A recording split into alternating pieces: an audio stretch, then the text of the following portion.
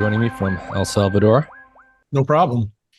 Um, Actually, I wanted to start out by just kind of telling you how I came to invite you and how I came to learn about you because it's kind of a fun story, I guess. But I don't know you that well. I've only sort of recently discovered your stuff. I kind of knew about you vaguely, and I started reading, but I haven't read that much. And I kind of wanted to try and capture you here at the sort of the beginning of me actually reading your work. But the way that I came to you and the way that some of this will probably connect is, I got my start in college. I studied evolutionary developmental biology, and I thought a lot about some of the mysteries of evolution, including some of the patterns in the evolutionary record that were sort of defying explanation. And then I did a PhD in neuroscience, where I studied feeding behavior and the control of feeding in the hypothalamus. Obviously, that'll connect into some of the stuff that we discuss, but some of your work has started to make me rethink some of the things that I thought I knew about in a new Good. way. And Because your history for me, just so you know, mhm, I didn't know anything about you, to be honest with you. yeah, Chantel just told me to talk to you. But the fact that you have this background, and I know what you just told me you wanted to talk about, I actually think where we should start then is the Great Oxygenation Event. mm, Because I'm okay, going to tell you that you will be probably more fascinated how that links your evolutionary scientific history to your neurobiology, because that to me is the greatest story never really told. yeah, Central science still doesn't yeah. understand it.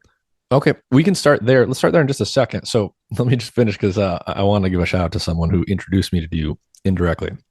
So, anyways, I finished my PhD. I go in the private sector. That takes me to Seattle, where I'm at now, and you can imagine the light environment I'm in. Maybe we'll get to that. Um, I go into the cannabis industry, and I work in tech for a number of years. Early on, I get introduced to another science guy in cannabis named Kevin McKiernan. Mm-hmm. Kevin and I kind of become friends, and we see each other at conferences and stuff. And fast forward, the COVID era begins, and very quickly after it starts, as I start learning more about the mRNA vaccines and stuff, obviously Kevin ties into that story. And so he's been on the podcast a couple of times. And, I sort of followed that whole saga with him very early on, catching things before other people did in terms of what Kevin noticed and what we talked about.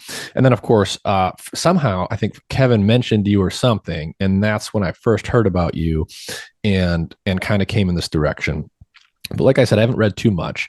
And to your suggestion, let's start with the Great Oxygenation Event in terms of that saga in evolutionary history. And I'll let you start wherever you want, but there are some mysteries there that have probably defied traditional explanation.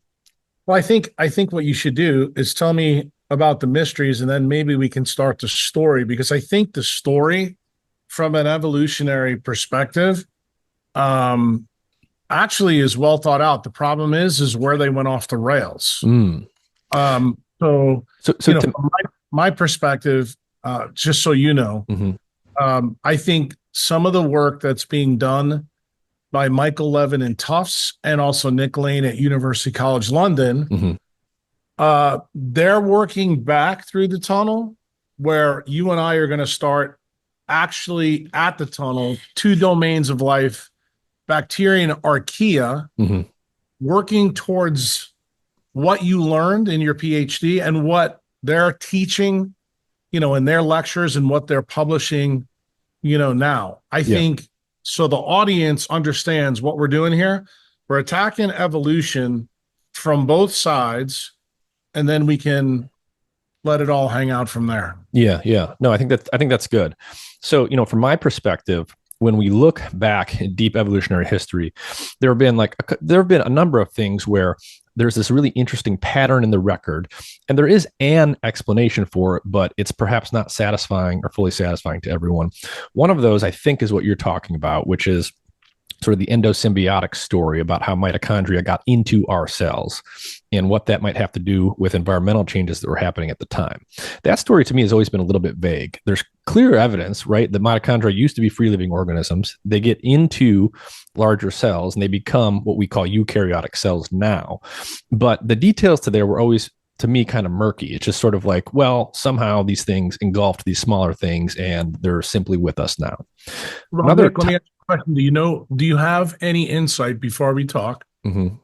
about why the story's murky? Like, what would be your insight right now? I don't have much. I just know that you've got the original endosymbiotic hypothesis from Margulis, I Then think. Margulis, Yeah, right? And yeah. remember who she was married to? Carl Who's that? Sagan. Carl Sagan, Really? I didn't. biologist. Yeah. So this is the reason why you got lost, and I want Mm, you to understand this because it's going to be important for the audience and for you. Your PhD is basically set up by biochemists. They have a yes. biochemical bias.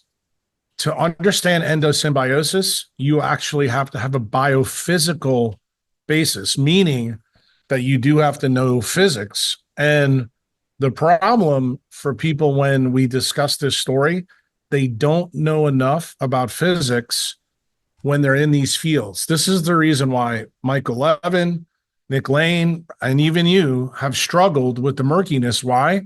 Because you don't understand that Archimedes' lever to truly explain life is light. And you have to understand how it does it.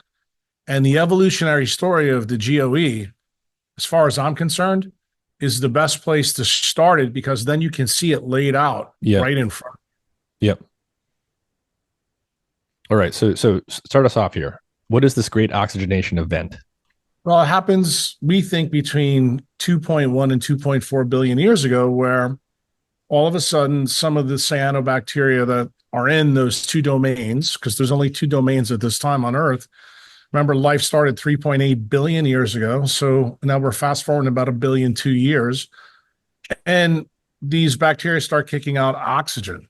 And the oxygen is what we call a holocaust. That's the way I like to teach people to do it. And if you understand that the metabolic pathways back then worked quite well in a hypoxic state where, glycolysis specifically, or what I would tell modern biochemists to think of as a Warburg shifted metabolism.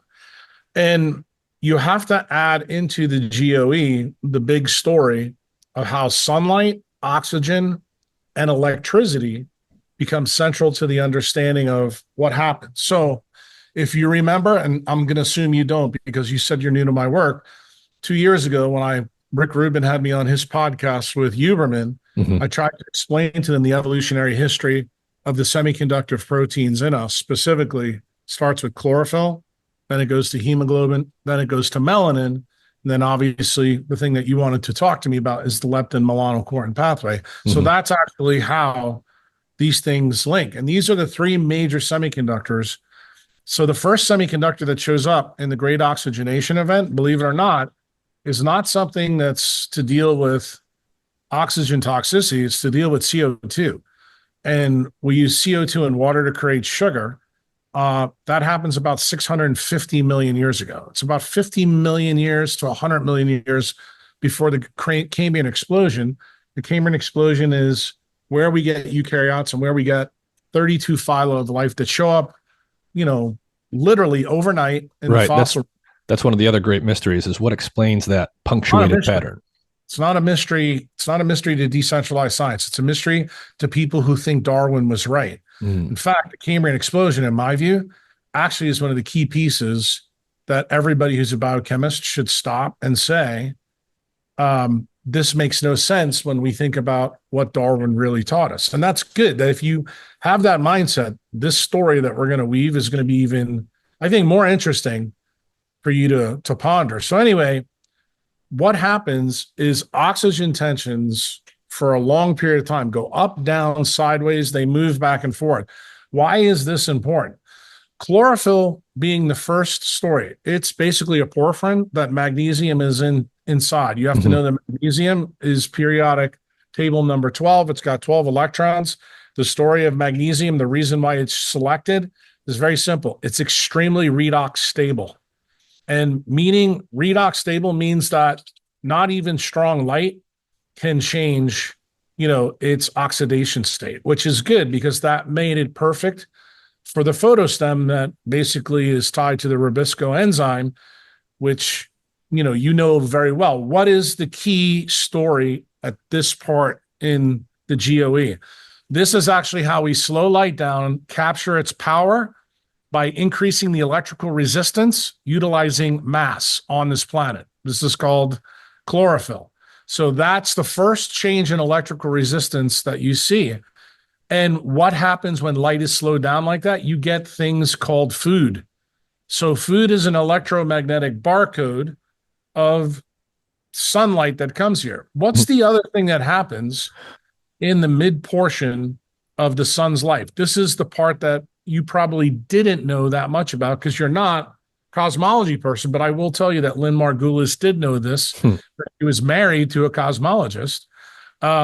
It turns out that our star is a G-class star.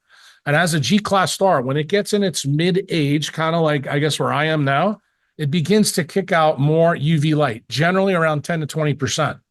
That turns out to be a really big part of the story because that UV light with this oxygen starts to create this thing that you've probably learned about, Nick, which is that ozone layer and how ozone does different things to oxygen. It changes the terrestrial spectrum of what happens between the sun and the earth. So these things are going on while chlorophyll is forming. And for those of you who don't know, I'm not going to get into all the weeds of this because I want to weave the bigger story. Chlorophyll has lots of different forms, okay? Mm-hmm. What's the next big thing that happens on Earth? Magically, oxygen tensions continue to rise, as Nick well knows. And then what happens? Molecular oxygen begins to really pound up. For those of you who don't know, our atmosphere is made out of 71% nitrogen and 21% oxygen today. Back in this period or epoch that me and Nick are talking about, it goes from literally less than 1% all the way up to 21%. So when life got started, it was a very, very different oxygen environment with much less oxygen than we're used to thinking about. No oxygen. If you want to know the truth, the methanogens, this is where Nick Lane has done great work. We usually use as a terminal electron acceptor metal ions. That's really the key story. And, life early on was anaerobic, hypoxic, and oxygen in that scene is a toxic electrical stressor. So let's do a hard stop because this is generally not how biochemists will learn about what oxygen is. What do you need to know about oxygen that makes it really unique on Earth? First thing is oxygen is an electrical stressor. So I think most of you know that when you see electricity in the sky during storms, you understand that. When you see a bolt of lightning hit the ground, it makes an electrical pattern on the ground.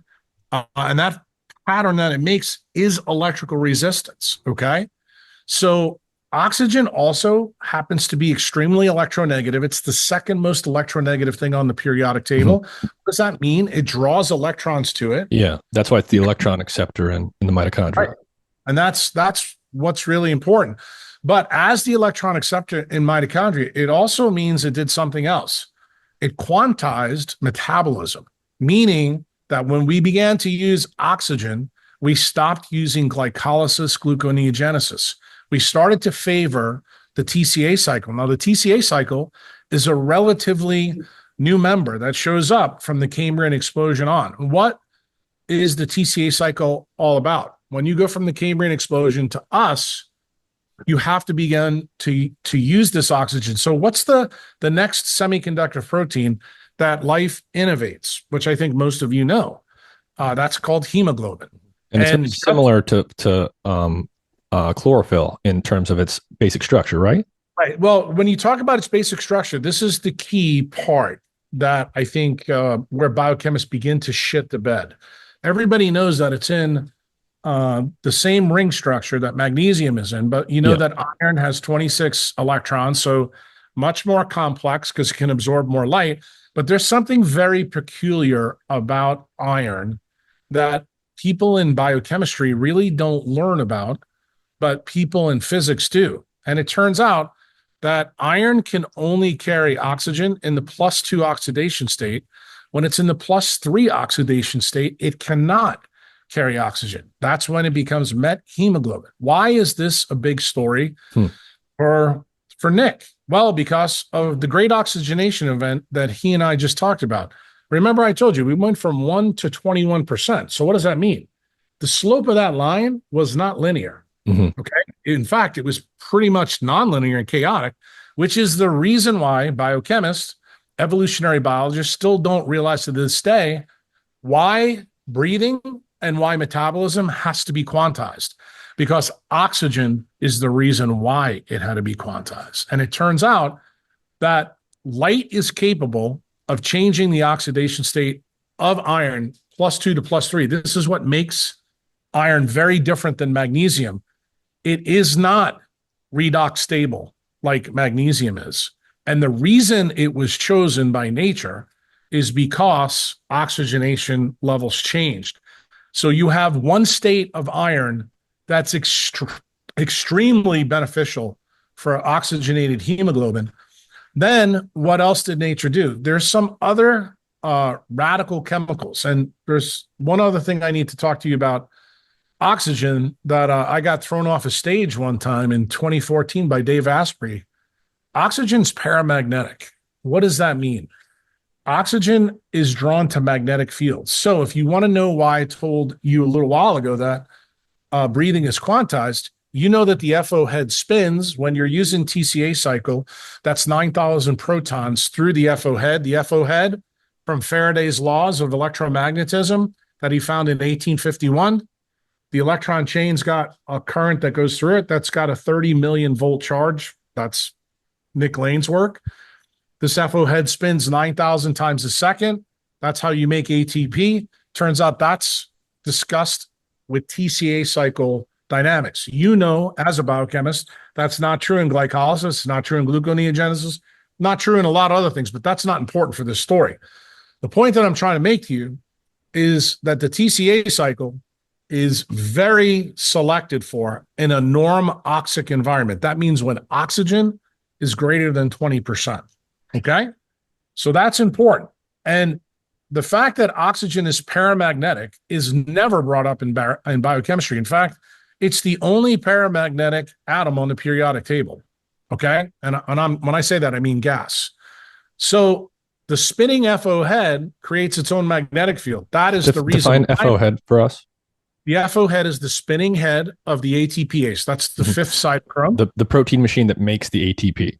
Right. That's the protein that Nick Lane has spent most of his life trying to figure out all of its molecular biology and all its evolutionary history. You know, and he, like I told you, he's coming through it this way. I'm going to tell you that all of this was determined by a quantum evolution, by what happened prior to and during the Great Oxygenation Event. So you're basically saying, in essence, when the oxygen level got sufficiently high, it sort of flipped all of a sudden the evolutionary pressure to use something like this as the way to make energy. It made the TCA cycle better at making energy. Correct. And this gets to the crux of the issue where now I'm really gonna, I think, surprise you, because I would say to you, tell me what you think the flip of the switch was. Have any idea? No. Because I know you're a smart guy. To have the degrees you have, can't be. So this is the reason why I'm going to tell you why understanding Jack Kruse has been really hard for guys like you. Mm-hmm. Paramagnetism turns out to be a big deal. And as I told you, I got thrown off the stage for this, trying to tell this story a long time ago, 11 years ago in Pasadena.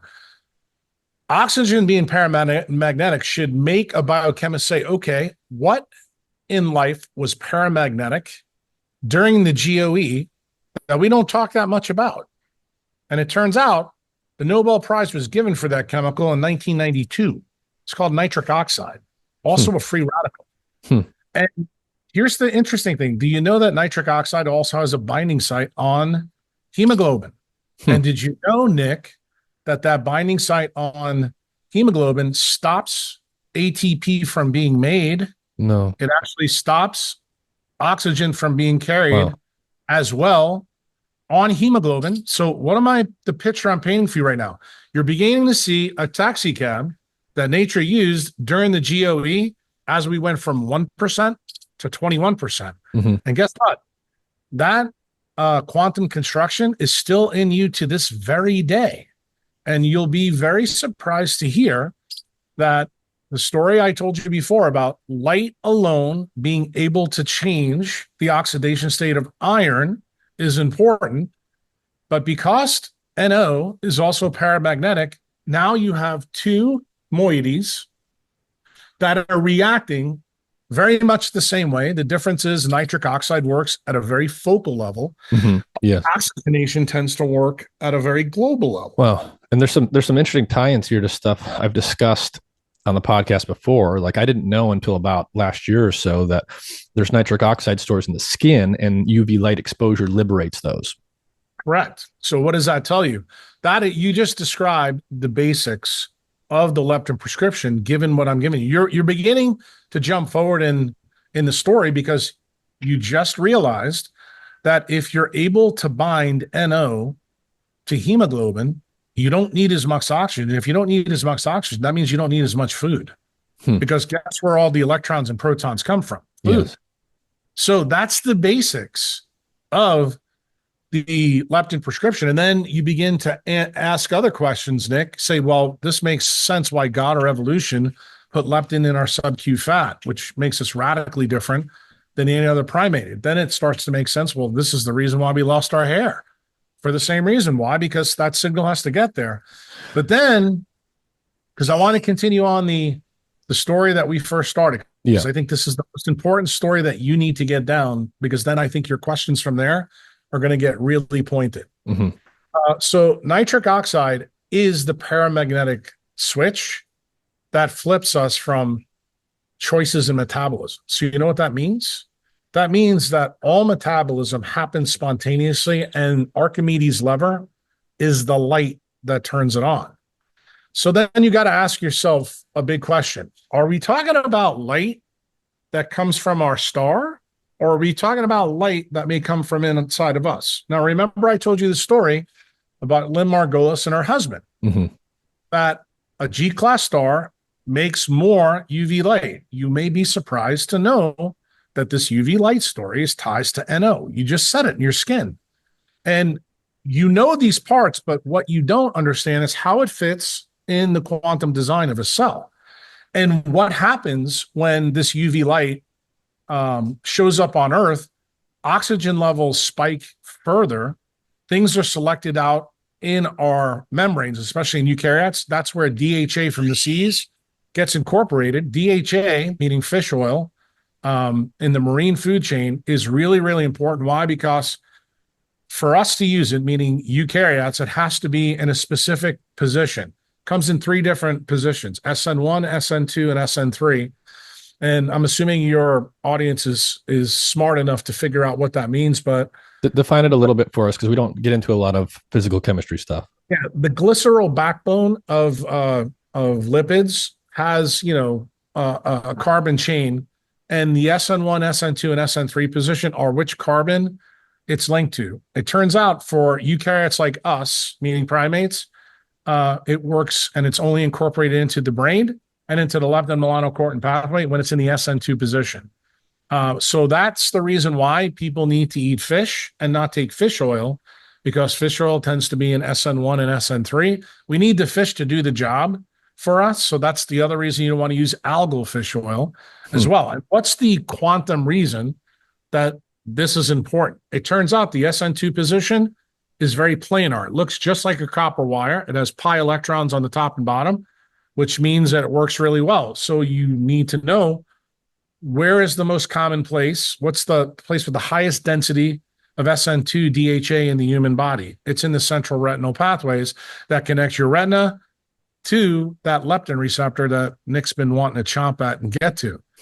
So you're saying, yeah, so basically one way of saying some of what you just said is that we talk about fish oil, we talk about omega-3 fatty acids, we talk about DHA, and from a biochemical perspective, you might say, well, the DHA that's in my fish oil is the same that's in the fish I could have eaten, but it's not. There's a physical difference in some of the structure.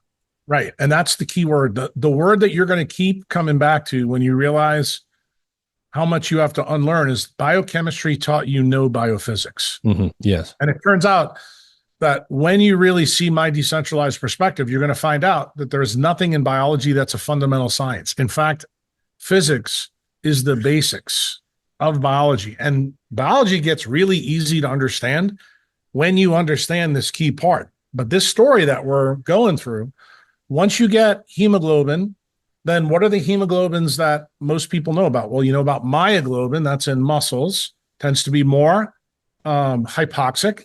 Why? Because you have lactate biology going on in those cells. And then you have something called methemoglobin. Methemoglobin, I don't think they learn too much about it in PhD biochemistry because I don't think they understand too much about it, but doctors do. And the reason why is because sometimes we have to treat people that have this type of hemoglobinopathy. And what does it do? It binds oxygen really good and doesn't let it go at all. And it's a real problem. And to treat those people in the clinic, we usually have to give them something called methylene blue.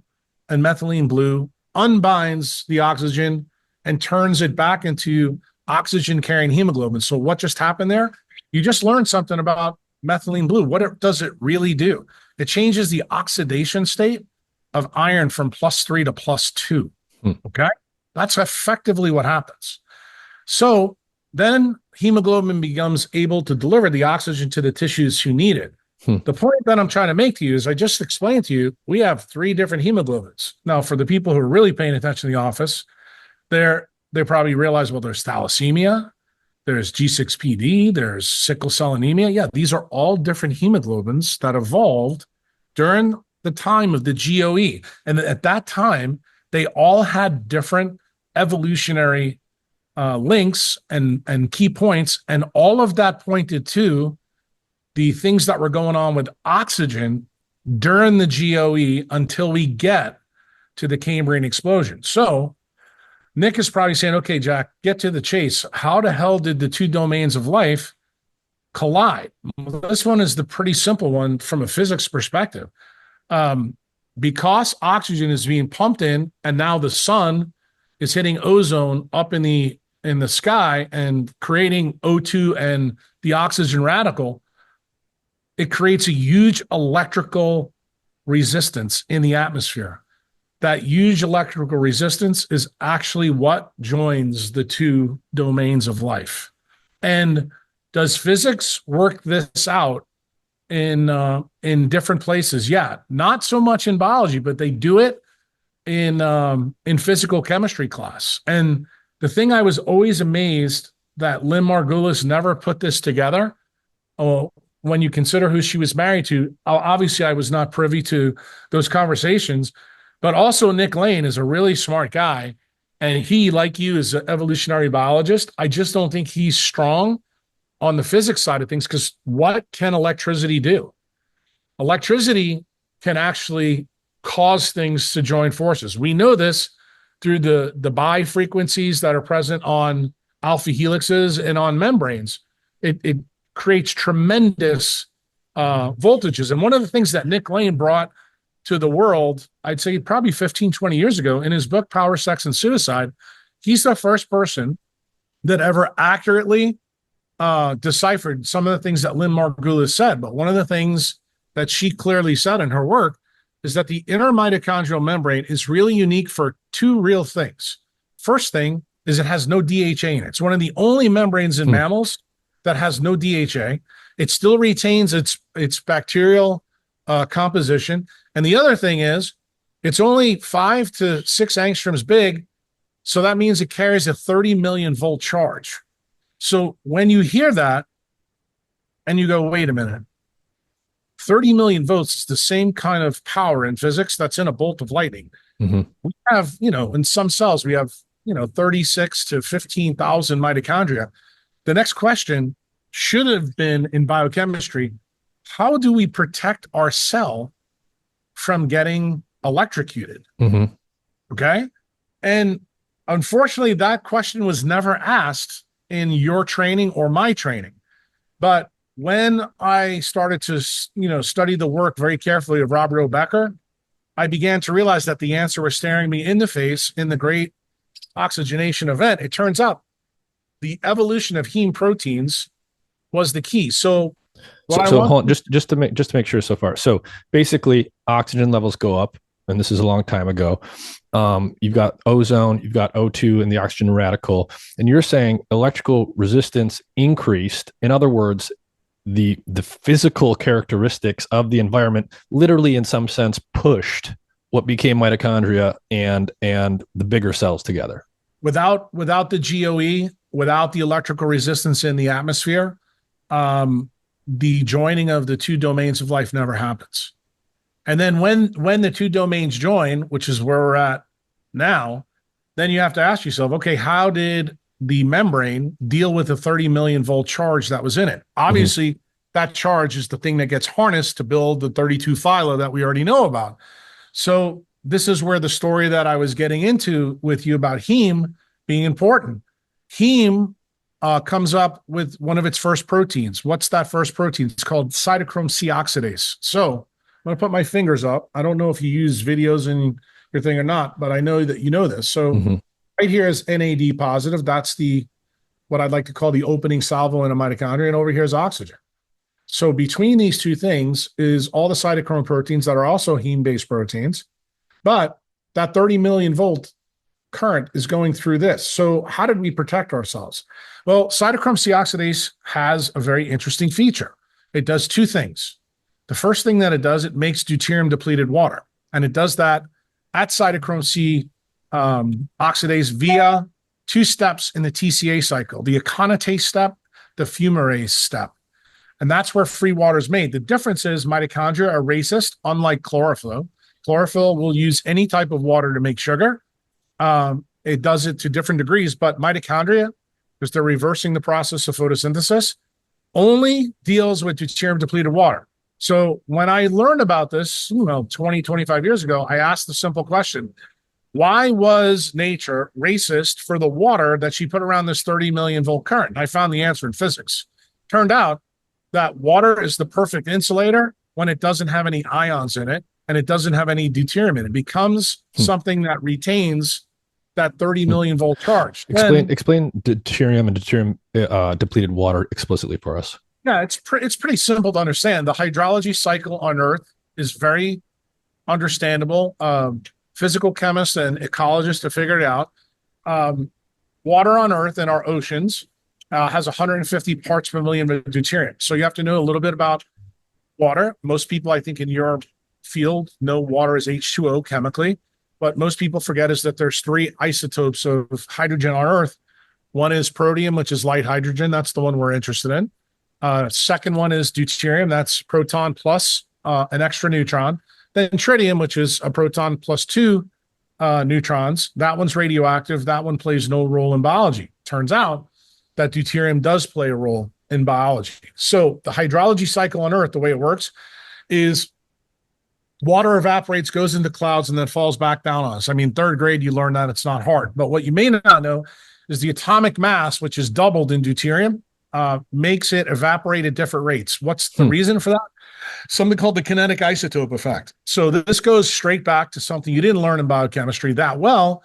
That funny guy from Bern, his name is Einstein, equals mc squared. When you double the atomic mass of something, you reduce its thermodynamics. So it turns out that deuterium... It's literally just heavier.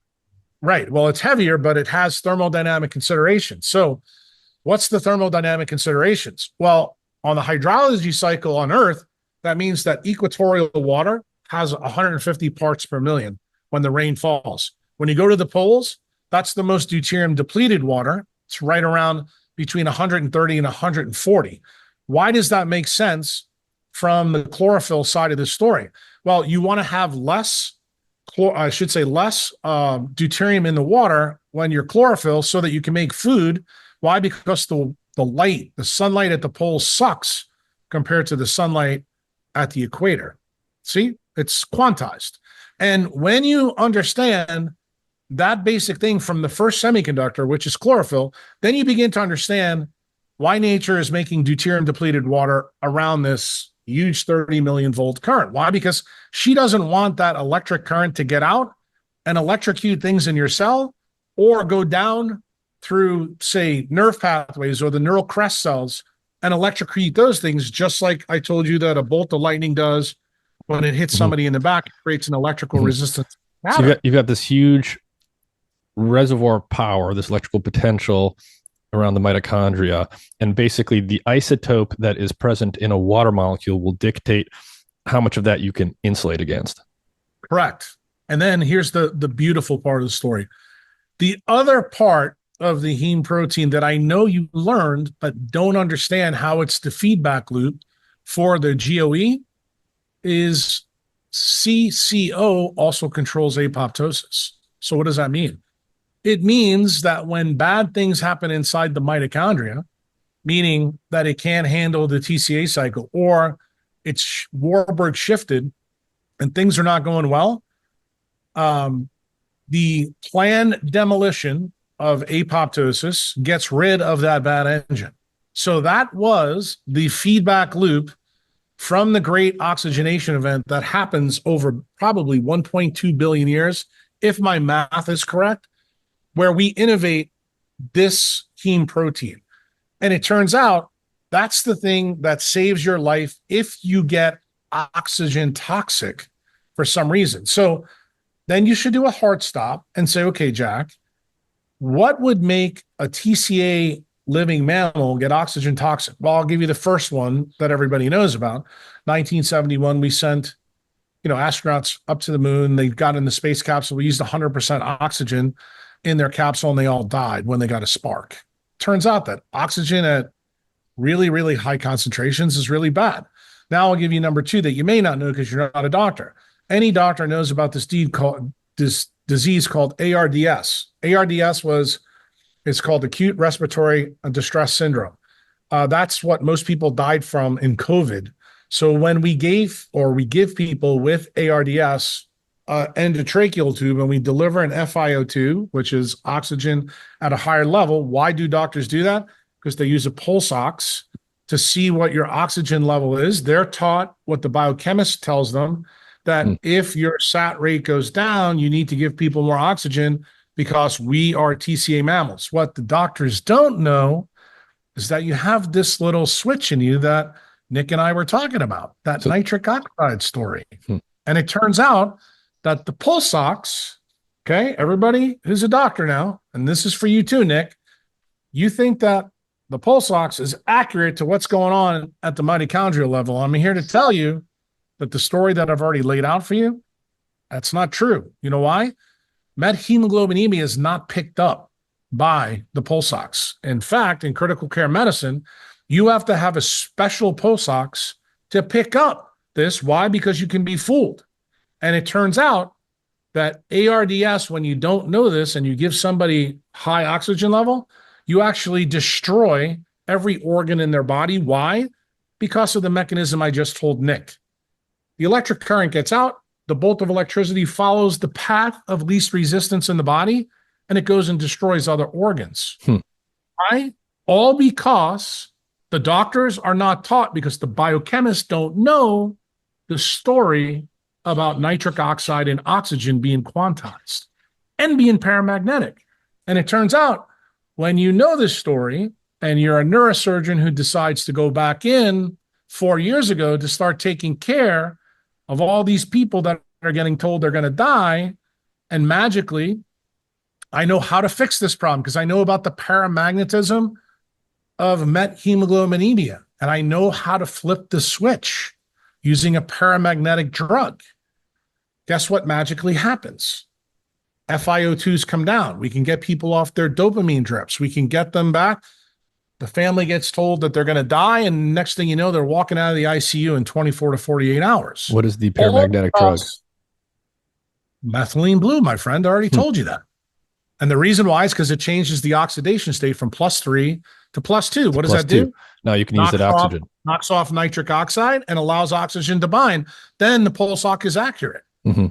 What did I have to do? I had to go back and teach every nurse and every critical care doctor that I worked with for 4 years that they really didn't learn the things that were really important, taking care of sick mammals who they all thought were TCA dominant people. I said, no, in fact, that lady right there, she's more like a salamander.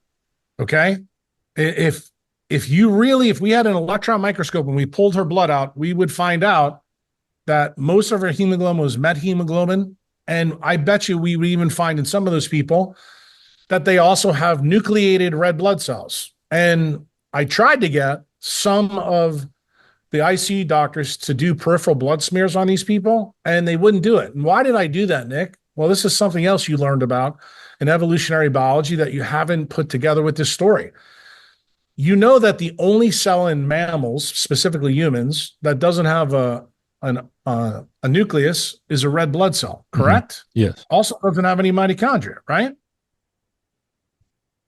Yes, that's my understanding. Okay, so let me ask you a question. What do red blood cells in children look like that are inside their mothers? Do they look the same as yours and mine? No, doesn't there have to be a difference because they have to be able to pull the oxygen from the mother's blood into the... No, I already gave you the answer. I want you to stay with Uncle Jack. You ever see a baby born? They're surrounded in amniotic fluid. They're completely hypoxic. Completely. So guess what? All fetal hemoglobins are nucleated and they have mitochondria in it. Guess what? That has huge implications for this story because it turns out that cell is what we would call an atavistic event. What does that mean? That's you're going back in time from when amphibians and reptiles became mammals. And it turns out that's why salamanders and frogs have nucleated red blood cells. You know who found that out? That you probably didn't learn too much about when you were studying to get your PhD. That's what Robert O. Becker found. He found something that broke the central dogma of molecular biology that you learned, that dedifferentiation is impossible to happen. Once a cell goes through differentiation, it can't go back. Well, it turns out, guess what? That's not true, Nick, because you know who proved it in 1965 through 67 when he worked for DARPA?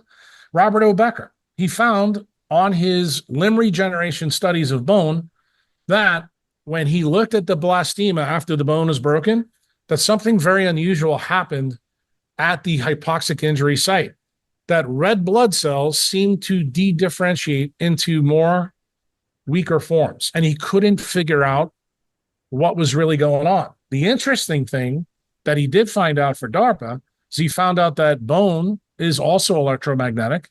It has a P and N semiconductor that's called collagen and apatite.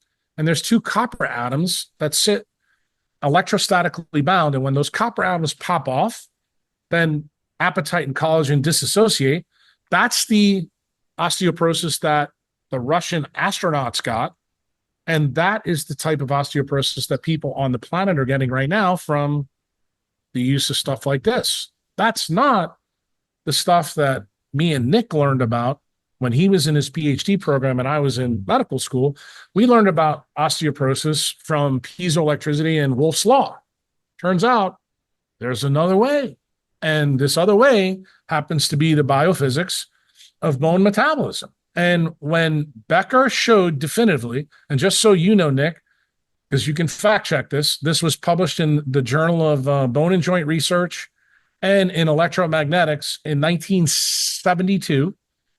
Becker showed that a red blood cell went to a more primitive form, and that primitive form formed a stem cell. From that stem cell, bone didn't heal, it completely regenerated, which is why, remember, Becker was an orthopedic surgeon.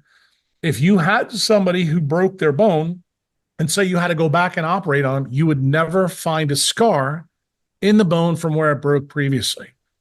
And that's the reason why. So the only time I can tell you that exists in humans, the reason I got really interested in this story, when I was a young resident, this is when endoscopes first came out, I had the opportunity to do a third ventriculostomy in an in utero baby. Why? The OBGYN found out that the baby had hydrocephalus, and these new endoscopes where you can make a small little hole like that and pop it through the uterus, and then go to the baby's head. We make a small little incision right next to where the coronal suture would be.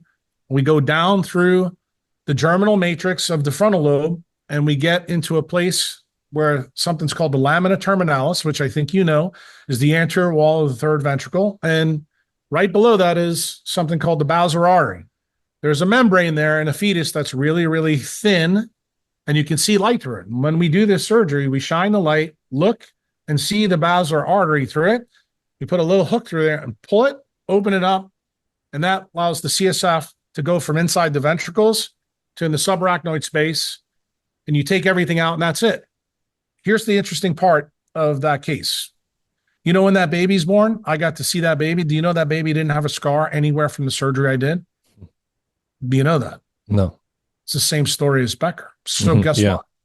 Turns out the blastema and a fetus, what do they share in common?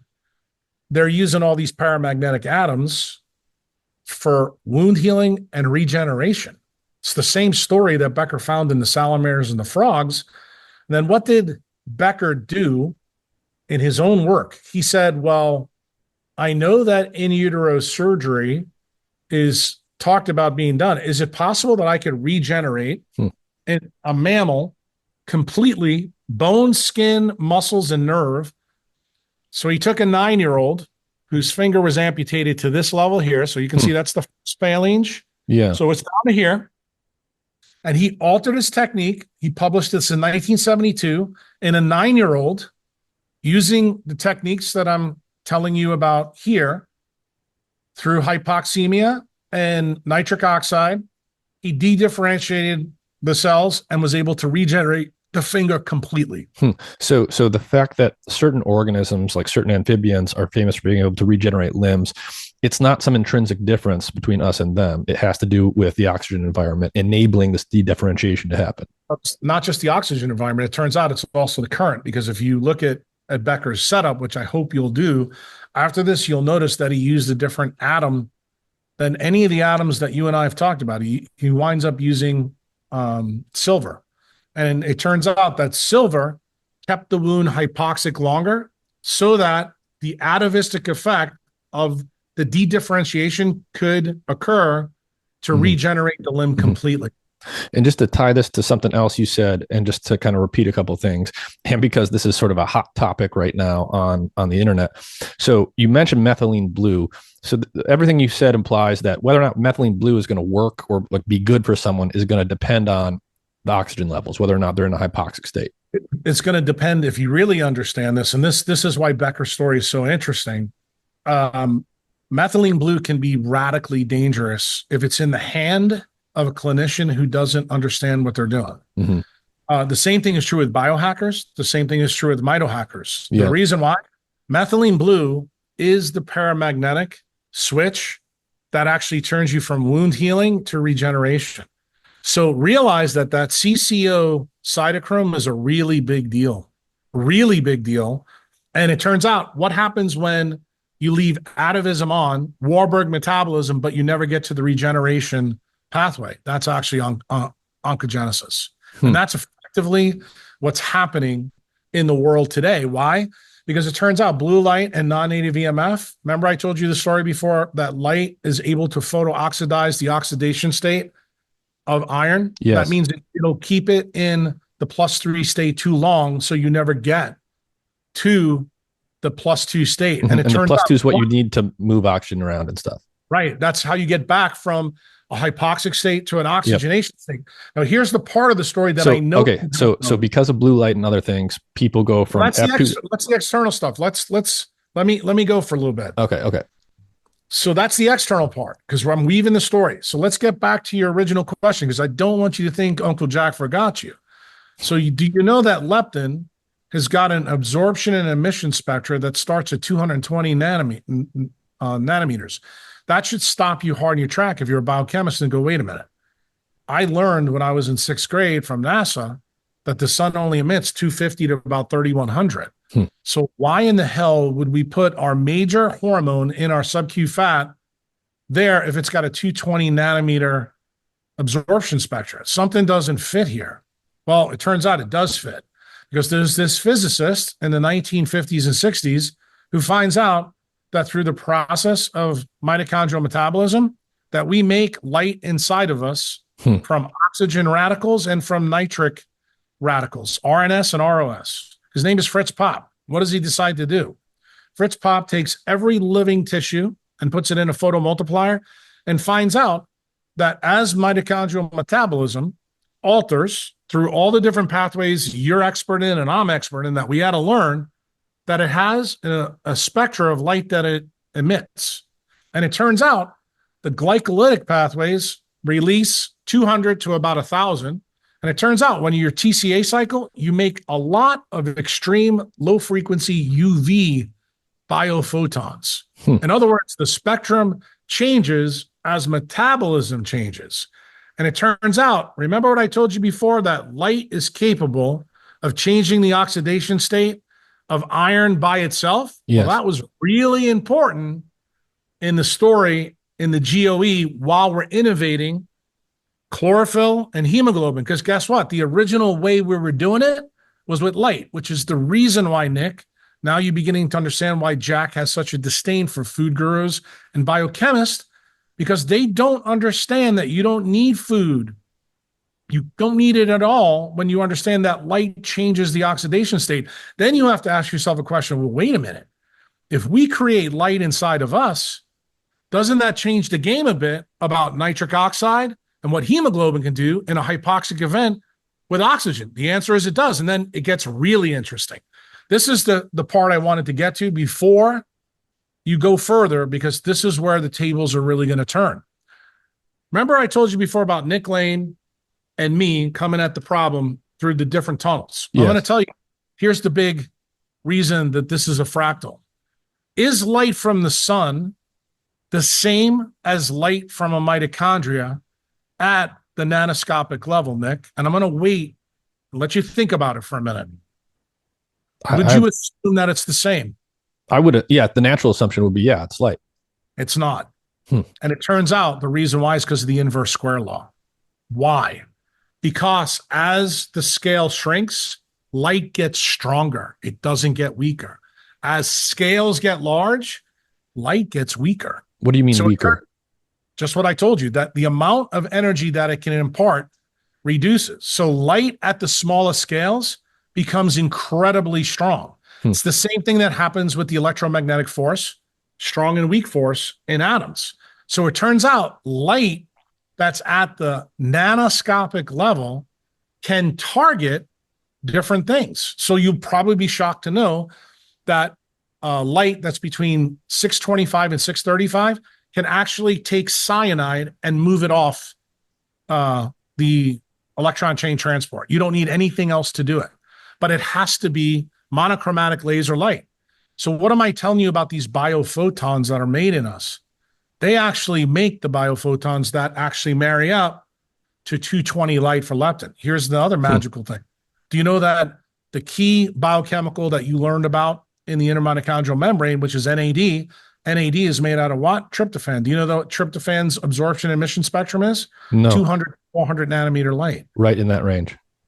Did you know that dopamine is also 240 to 420, also in the UV range? Turns out that all the aromatic amino acids absorb light that's stronger than our sun, that it turns out when our TCA cycle is active, makes 200 to 400 nanometer light.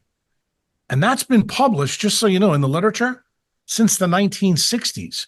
But Nick, I can tell from your face, you're like, Jack, I didn't learn that in biochemistry. Yeah, I mean, yes, no one talks about this. Well, guess what? You're going to go back when you do your deep dive, and you're going to see when Rick invited me on to talk to Huberman to be the teacher and him be the student. I asked him one question. I said, your journey through quantum biology should begin in 1927. I said, there's a guy named Alexander Gurwitch who is a Russian biophysicist. He took an onion root, cut it in half, put a piece of glass in between them, and nothing happened. Then he put a piece of quartz between the onion root, and you know what he found? He got mitosis in the other side. Do you know why that happened, Nick? Quartz allows UV light to penetrate it. And guess what he found? That UV light stimulates mitosis to go through the cell cycle. Do you think this might have any implications for the story that I told you, that light is the real cause of oncogenesis? Why? Because light can change the paramagnetic switch of +3 to +2 on iron and then get rid of nitric oxide. In other words, I just showed you how a baby goes from a sperm and an egg, comes together, releases light through the zinc release, which is a dopant. And what happens? The baby stays hypoxic in a Warburg shifted metabolism with nucleated red blood cells. The entire child becomes 9 pounds after 9 months, builds out all its organ systems by utilizing the biophotons created there. Why? Because those biophotons are massively powered. Why? Because they're at the smallest scales. So guess what happens? Becker comes along and says, okay, why do mammal regeneration suck? Because you mentioned earlier, we have great regeneration in bone and great regeneration in our liver. You should do a hard stop and realize, where do those nucleated fetal red blood cells really come from in mama? Where's that umbilical cord connect to? Oh, the liver, doesn't it? Right? Through the falciparum ligament and all those ligaments you learned in anatomy. And you go like, yeah, what the hell is the purpose of this? Why does everybody have a belly button? It turns out that ties to this story too. So Becker realizes that the DC electric current has to be augmented some way. The augmentation is what you started the podcast with me earlier. You said, Jack, I want to have a discussion about the leptin-melanocortin pathway. Well, guess how you get the rest of the regeneration program. Turns out the sun's light is the part that's missing that we don't have, that salamanders have, that frogs have, that everybody else has. Why? Because it turns out when melanin is hydrated by that deuterium-depleted water, it takes a current and down-regulates it to 1/1,000,000th of 1 ampere. Guess what the size of the current was in Becker's work that dedifferentiated a red blood cell in us? 1/1,000,000th of 1 ampere. So guess what? It turns out that the leptin-melanocortin pathway is actually the regeneration loop. This is the evolution of CCO in hemoglobin that you just saw recapitulate in the leptin-melanocortin pathway. And what does that mean for mammals? Mammals scar, they don't regenerate. The only places they're able to regenerate is where the organ tends to be hypoxic and they have a lot of nucleated cells around, which bone and the liver fit the bill. What's the cell that doesn't? The one that you're a neurobiologist and I'm a neurosurgeon. That's the reason why when you put brains constantly in blue light non-native EMF, what do we get? We get atrophy. What does atrophy come from? You know that answer. You're a biologist. That's apoptosis. When you have unfeathered apoptosis, that's neurodegeneration. That's not a good thing when it's in your brain. It's a good thing when you're in the fetus and you want your fingers to separate, because that's what apoptosis does. But it's not good when you're Nick and Jack talking via Zoom. We don't want that. We don't want people to get Alzheimer's, frontal temporal dysplasia, Parkinson's disease, but that's effectively how the regeneration pathway goes bad in us. Why? All because of a paramagnetic switch called nitric oxide that keeps your stem cells in an atavistic state so the biophotons that are created from mitochondrial DNA can sculpt your life. That's the story of the GOE, my friend. Brought to you now, 2.4 billion years to 2025. Let's talk about the origin, or the radiation, I should say, of mammals, because this is another, so the cartoon story here that I'll just assume people have some familiarity with. Dinosaurs rule the world. Asteroid hits Mexico, blocks out the sun, kills most of the dinosaurs except the ones that turn into birds. But then mammals, which are essentially just little rodents living in tunnels, they radiate very, very quickly after that catastrophic event. And again, when we go through the story, both have in common. Just tell the audience, eutherian mammals and theropod dinosaurs are the two people that made it through the 5th extinction. Yes. The question that you need to pose to you and the audience, what do they have in common? Fur and feathers. They both have huge mitochondrial capacity in different parts of their body. Turns out theropod dinosaurs have it in their wings so that they can fly. That means they can go to where the sun still is to eat. And why do mammals survive? Because they when the T-Rexes are walking around, they are underground, not living in the sun because they're hypoxic and they're able to make huge amounts of light from inside themselves. And they use this really cool gene in them called POMC to actually create glucose from light through a process called ACTH and cortisol. They can make glucose from light. How much? A lot. So you're saying an animal like this could survive in the absence of food would be essentially Correct. what that means. And remember, they're small little animals, right, that lived under the ground. What do you know about in the ground? Why do French people keep their wine in the earth? Because magnetic flux is higher. What does magnetic flux mean for the ATPase? Spins faster. So that means you just offset your need for food, and then you're able to, through the cortisol cycle, actually make blood glucose there. Most people don't know that light, we always talk about light that you and I are in, which is blue light now from LEDs. You don't realize that the blue light that was made in their mitochondrial DNA stimulated them to make blood glucose. This is the reason to this day, you go look at Nora Volkow studies where she puts cell phones up to the side of people's heads. It raises your blood sugar, your insulin levels, and your triglycerides without you eating anything at all. Yeah, so light is sufficient to do that. Right. You as a biochemist now have a duty to me to say, wait a minute, you're telling me, Jack, this is published and I don't know about it. That's the hard stop. That's the reason why I'm telling you the story I just told you in the GOE is the biggest story never told in biochemistry.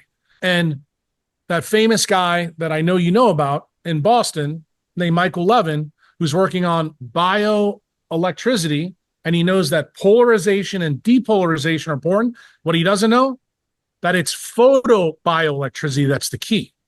The light is what determines that oxidation state. It determines how the electricity is distributed in the body through the cells, through the electrical resistance pathways that are there. And guess what? I'm going to tell you right now, Nick Lane is a little bit ahead of Michael Levin in Boston.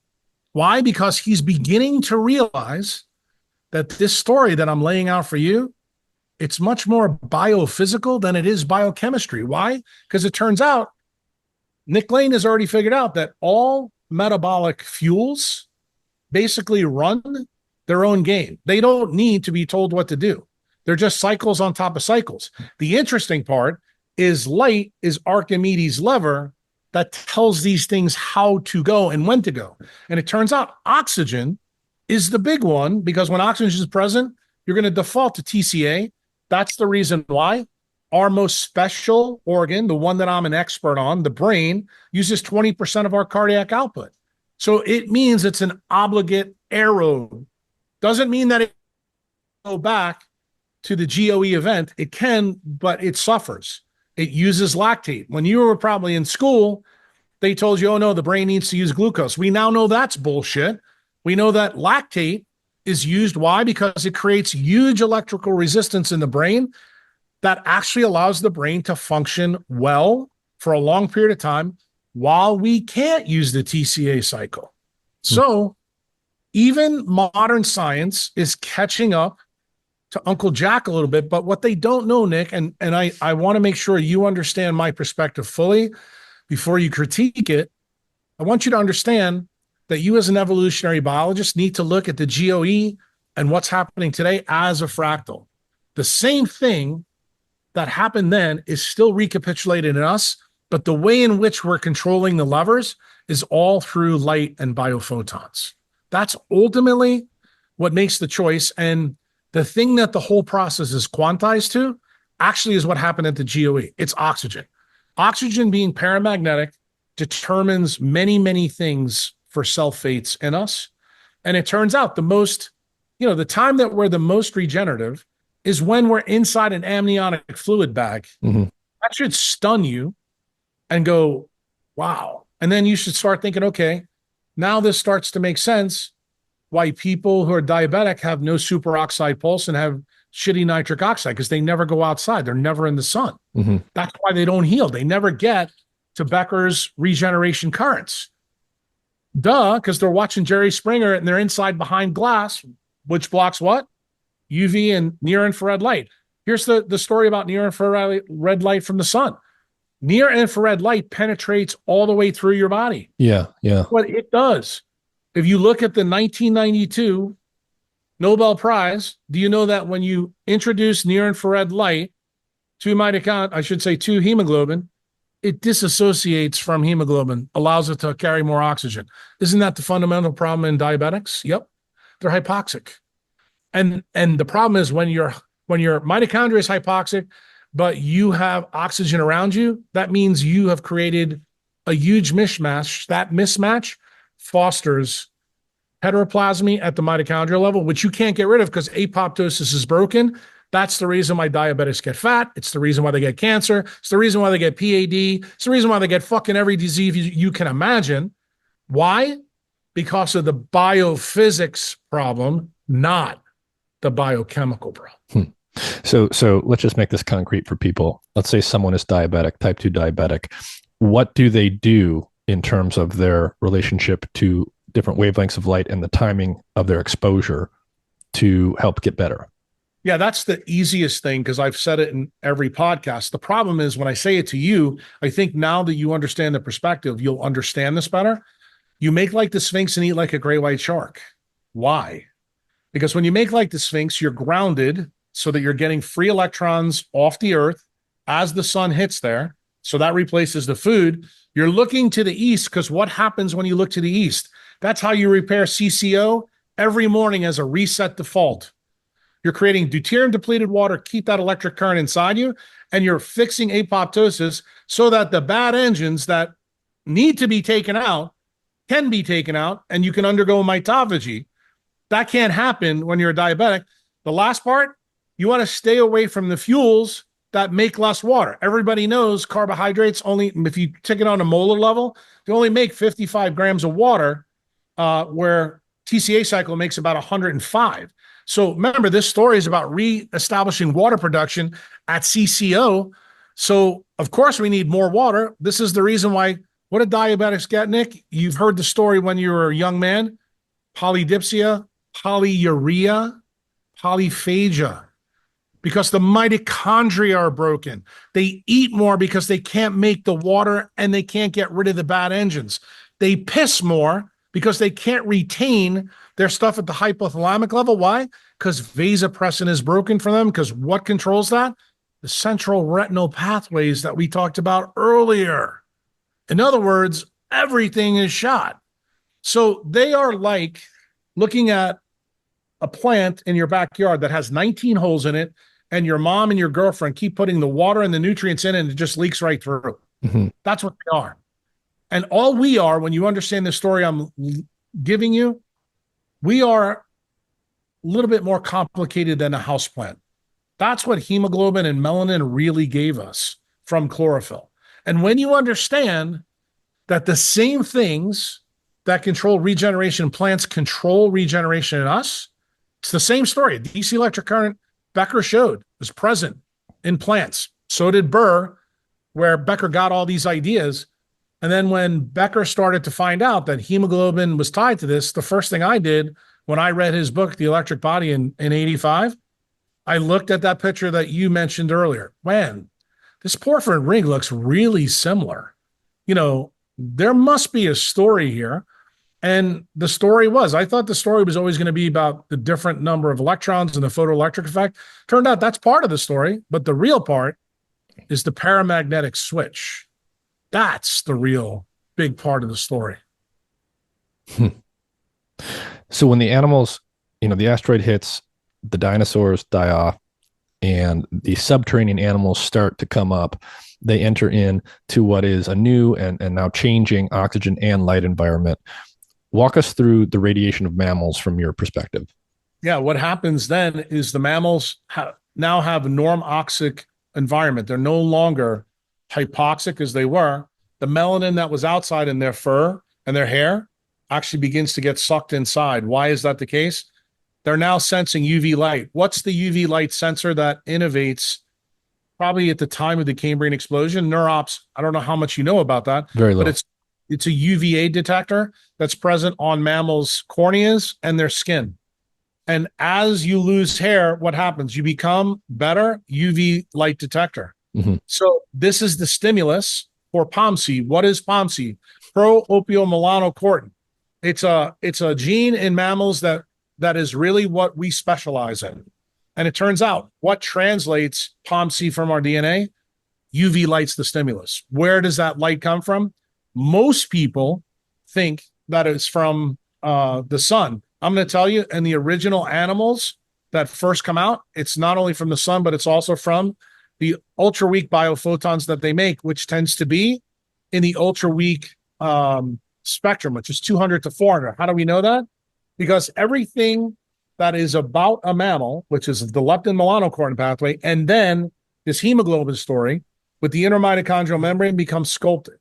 That's where you have NAD to oxygen. What's the change there?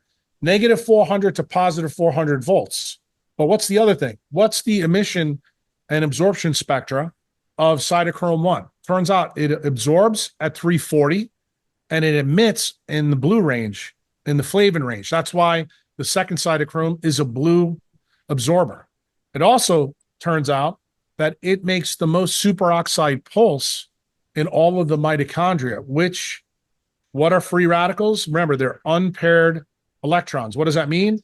It means they all have absorption and emission spectra.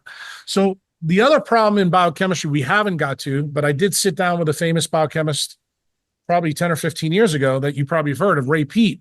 And I tried to tell him this story, and his eyes were glazed over. When he told me all the things he said, I said, Ray, I said, do you understand that anything that has an absorption and emission spectrum means that light has to be part of the story?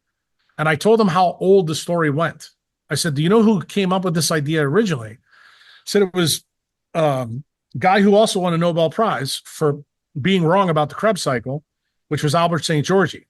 And he said the most interesting thing at a meeting in 1941 in Budapest. He said, the only thing that DNA codes for is proteins. And he goes, it's really funny when you look at a protein, they have an electronic structure that mimics a semiconductor.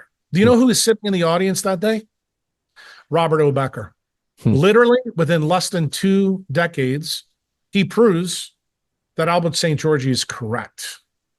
Okay. And but beyond a shadow of a doubt. So when I gave the story to Ray, I said, Ray, all the things that you believe are based on this paradigm of you learning about all these boxcars. But as you said, Nick, in the beginning of this podcast, you're like, Jack, it's not clear to me how the two domains of life came together, which is now you're asking me the next question, which is beautiful, because I know you're understanding what I'm saying now. So let's talk about what happened to these mammals. Turned out these mammals went from being hypoxic to TCA masters with oxygen. And what did that mean at the mitochondrial level? That means they made chemicals and selected for chemicals at a quantum biologic level, not at Darwin's level, that had emission spectras that were all in the UV range. And now if the switch happens, you now have the energetic potential to build more and bigger complexity. You got it. And that's exactly what the story of E equals MC squared is. You know, I don't have to teach you about that because, you know, energy and mass and Einstein's equation are the same. So the thing is, if you're able to have more energy in the system, which is what Pirigin's theorem is, he won the Nobel Prize in 77. Basically, a cell is a quantum cell that's designed to pump light into it. And what do we do? Through electrical resistance, photoelectrical resistance, that's how you build the complexity. So what are you doing? The electrical resistance of things in a cell slows the light down. Those things harvest the power, and then we build the complexity from that. It's no different than the story I told you about what happens to a baby when it's inside its mother. Okay, it's exact same story. It's another fractal of the story. And when you see it for yourself, you start to look at biochemistry. You start opening up your Leninger biochemistry and go, Jesus Christ, I never learned anything about absorption and emission spectras. And this is the reason why, Nick, I'm such a pain in the ass for guys like you that are in evolutionary biology and biochemistry, because I keep pointing out these key features that you're forgetting. And you guys know a lot of the stuff I know. You know about the GOE. You know about the Cambrian Explosion. You know about Darwin and how the story doesn't marry up to the Cambrian Explosion. But because it's central dogma, nobody wants to question it. Why? Because if you're a PhD, you'll never get any money from the NIH or from DARPA or for anybody else. And I understand that. But remember, we're doing this podcast not to talk about how centralized science went off the rails. We're actually trying to teach people the story of life. That's Yes. what this is a story about, and how we're able to regenerate, how we're able to wound heal, how we lost the ability to regenerate as we became obligate TCA animals that used oxygen. Doesn't mean we've lost the ability not to do that. How can I tell you that's true? When a kid comes in and drowns, like say where you live, in cold water, we code them all the way for 45 minutes because we know the other free radical chemicals can act as terminal electron acceptors, like hydrogen sulfide, carbon monoxide. We can still save those kids, so we don't give up on them. But the thing is, that's from our evolutionary past. We lose that ability as soon as they cut the umbilical cord and the kid takes its first breath of air. Because then the hypoxia is gone, this metabolic switch happens, and yeah, I mean, it just switches everything. You got it. And this is why you use the word environment. Yeah. You change your environment to what we've done now, you begin to realize that the electromagnetic signals outside are doing things to that oxygenation state on the inside. And what do we know from Nora Volkow's work? We know that non-native EMF and blue light, what's the fundamental thing they do? They cause a drop in NAD positive and pseudohypoxia. That's all you need to know, because what happens then? Blood glucose spikes, so does insulin, and guess what? Then all the food gurus are like, oh, it's all about food. No, it's not. It's all about light, and it's always been about light. But you know what the problem is? All the food gurus learned from who? The biochemists. That's actually, if you want to know the most interesting part of this story for me that recently happened, a guy named Cameron Borg, who runs his own podcast, interviewed Andrew Marino, who, you know, Marino was Becker's right-hand man. And the thing that I was really disappointed with in that podcast is Marino clearly didn't do any of Becker's work. All the stuff that I just told you, I basically finished his thesis. But here's the really sad thing.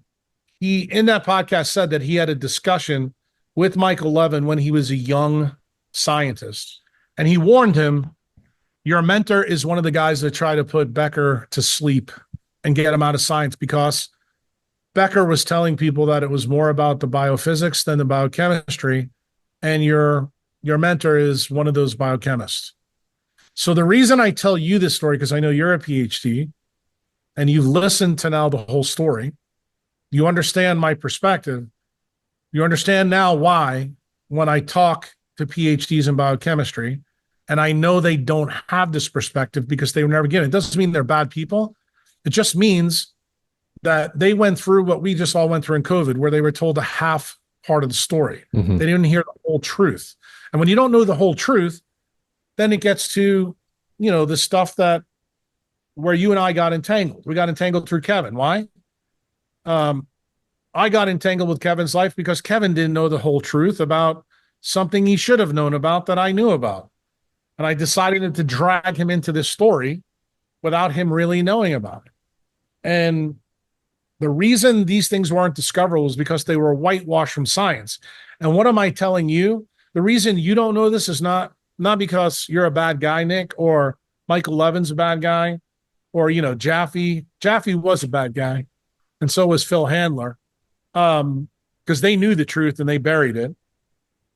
The real problem is, if you don't learn the stuff, I can't expect you to know it. But I'm that one guy that's been intensely curious about Becker's work from when I learned about it. And I told you a couple of key things that happened. I did a podcast with Danny Jones 6 months ago where I told the story about how I saved a girl's life after her head gets bashed in. And what did I use? I used methylene blue to do it. Turns out I never do that if I don't know this story from Becker's work. Why? 6, 7 years earlier in 1992, my mentor in neurosurgery made me go learn about Becker's work. And guess what? That's where I learned about the paramagnetic switch. And I realized that I could actually help save her life if I did two things. I gave her methylene blue, and I used hypertonic saline in her cardiovascular system so that I could direct the current to organs that were failing while she was having bone picked out of her brain. And it worked. And it turned out the lesson of the Great Oxygenation Event happened right there in my surgical suite in front of my eyes, and I was stunned that it actually worked. And then I started to wonder, is this operational in many more diseases that are out there? And what did I do over the last 20 years? Right before Becker died, I went down and sat down with him. Probably later this month, my whole decentralized thesis that I've told you today will be laid out with the mathematics to prove that I'm axiomatically correct about this. And I shared it with Becker before he died. Why? He was the greatest scientist of my generation. And he was stifled because the government didn't want this information out. Why? Because they were moving from an industrial economy to an information tech economy, which was going to make everybody hypoxic and dehydrated, so that you would be Warburg shifted and you would no longer be the TCA mammal you're supposed to be. And that would lead to all the chronic diseases that Bobby Kennedy is trying to fix by banning red dye number 6 and Fruit Loops, which is a total good story. And you have to realize, you laughed, so I know you're following the story along pretty well now. You understand why I'm pretty pissed off about it. Because every time somebody's tried to tell the truth, you get cockblocked by the people that are controlling the narrative.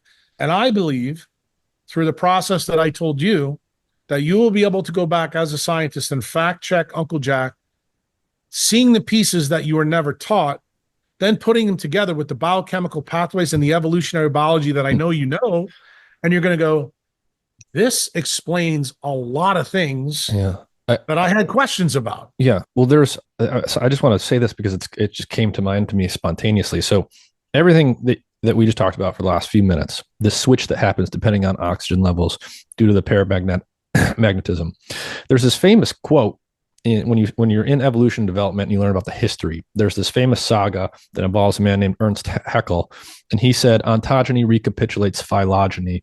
And we don't need to get into the historical details there, but there was this notion that people argued about that the development of an individual somehow resembled the evolution of species generally. And what you told me, Jack, to the extent all that's true, what you actually did kind of reminded me of that, because what you're saying is actually the explosion in growth and complexity that happens when the baby goes from being hypoxic to oxygenated actually is due fundamentally to the same thing. It's the same pattern and the same forces driving it as the explosion that you see in, say, the Cambrian explosion or the adaptive radiation of mammals. You go from that low oxygen to high oxygen environment that unlocks the energetic potential to drive that complexity. Nick, you make me happy because now you begin to understand when you open up Langman's embryology book, why we used to look like tadpoles. Mm-hmm. It's there. The whole story is there. When you actually see this story in totality and you sit down with a glass of wine, you go, Jesus Christ, we have so much wrong. And it's just because we're missing the key parts of this story. And when you see the parts put together, I mean, you'll see the next year on my blog, I'm going to take diseases that have no answer, like keratoconus. This is one of my favorite ones because you go to an ophthalmologist and they're like, yeah, why does your cornea form what it does? Well, they have Fleischer rings. You know what those Fleischer rings are made out of? Hemosiderin. You know that hemosiderin is paramagnetic? Think that might have a role to play in this story? Damn right it does. That's why you create a volcano in the middle of their cornea. And guess what? You go to an ophthalmologist today, they have no earthly idea. Well, guess what? I know what causes it. I know exactly what causes it because it changes the electrical resistance of the anterior part of the eye. And guess what? What's the end result of broken down hemoglobin? You know that answer. Turns out that's what the Fleischer ring is made out of. And that goes right to Becker's story. When you begin to understand this paramagnetic switch story and how it ties into metabolic fluxes and switches, you start to go, what's built in us is absolutely spectacular. What nature has put in us is absolutely a fundamental physical marvel.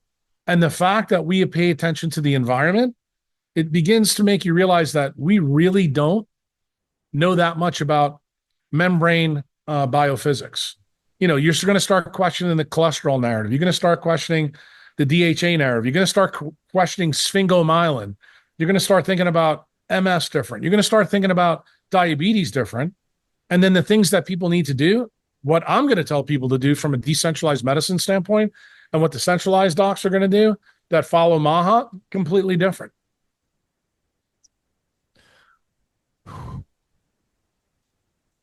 I want to get to leptin stuff. Well, to get to leptin, you had to have this story because Right. now we left, we mammals, and I should say amphibians, reptiles, and then mammals optimized hemoglobin, and the heme proteins in us. I'm talking about the CYP proteins. I'm talking about P450, all that. We got that down. Those are all cytochrome proteins. The thing that you need to know about heme, the nuclear heme receptors, Rev, Erb, Beta, and Alpha, those are critical in this story. That's the reason why modern mammals are going off the rails, because it turns out their regeneration pathways that are built into them couldn't be like the amphibians and reptiles. So that's where the leptin-melanocortin pathway becomes paramount, because it's the other part of the story. You have to have a way to distribute the 30 million volts to the right channels in the cell. And it turns out you have to know a little bit about melanin. So melanin is made from alpha MSH, which is one of the 10 biochemicals that comes and cleaves out of POMC. And what is special about alpha MSH? Well, you know from your own admission before we started that it has this weird factor that melanin is tied to how much food you eat and satiety and appetite. I think now you're beginning to understand why that's the case. And the interesting part is melanin, when you make it, who's studying it right now more than anybody in biology? It's the condensed matter physicists that are working with Elon Musk. Why? Because if you take melanin and use it as a solar panel, it is the best conductor of electricity on Earth. Nothing is better than it. Not, it's on the order of graphene, but it's way cheaper than graphene to make. The interesting part of melanin that you and I need to be interested in, that's the part that I think you're going to find tremendously interesting, is when it's hydrated with deuterium-depleted water, it loses its electrical ability so that it gets pushed down all the way. So if you understand from an evolutionary standpoint what nature is trying to do, you've got a 30 million volt charge you got to make some sense out of. And what happens with that deuterium-depleted water and the melanin sheets? You can take it down to 1/1,000,000th of 1 ampere, so that when that current is distributed properly, you're not burning the system out. So the way I teach my members about this, and it's the same way I would teach you, I want you to think about a 1920s house that's built with the wiring from them, and then hook it up to a nuclear power plant today. You know what happens at a house? It disintegrates, it burns down, it oxidizes.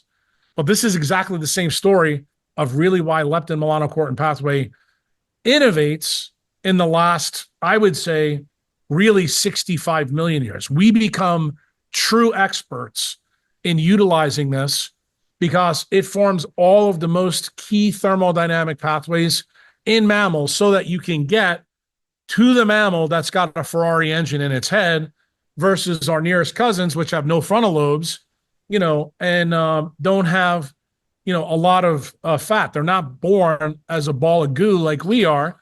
They're born differently. And when you consider that they have almost the same genetics, but phenotypically they're radically different, you begin to realize that the story of melanin and leptin is born in this story. And I would tell you, are probably the first generation true, total TCA obligate normoxic primates that live on Earth. We still retain some of our initial abilities, like when we drowned and things like that, or we hold our breath to go into the water, or we free dive.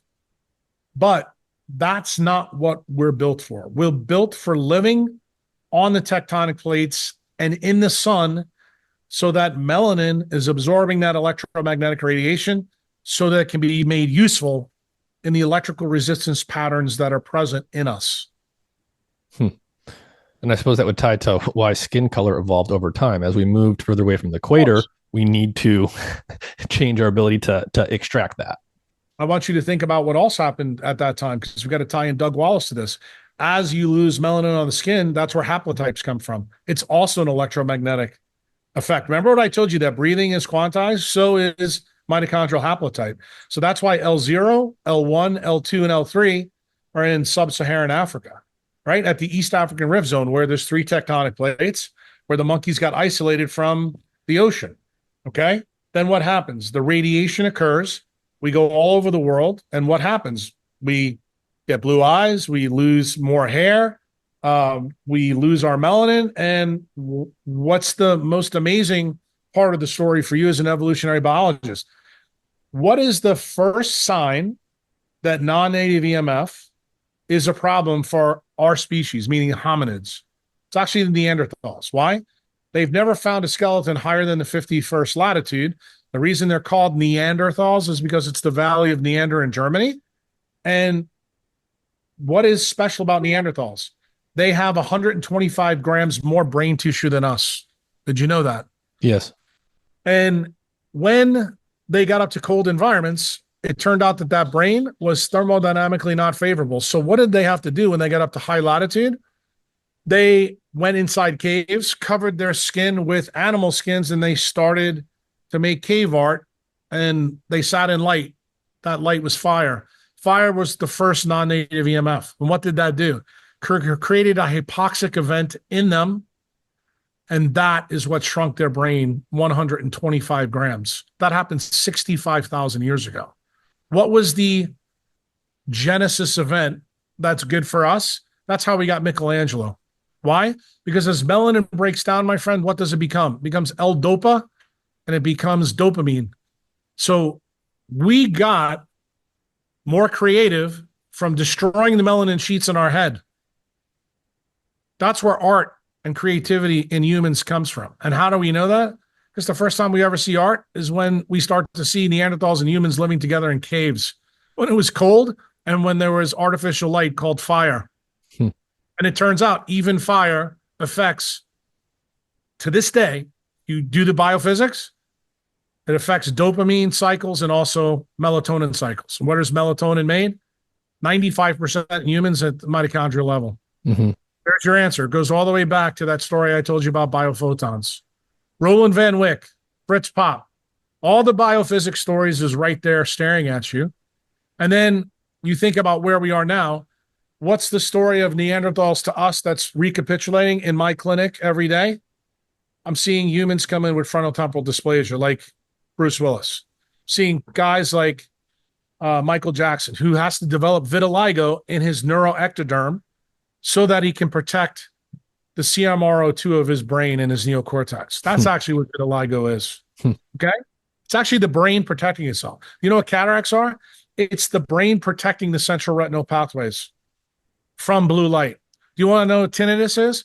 It's protecting the transition of the cochlea, where the strium vascularis has melanin in it, right?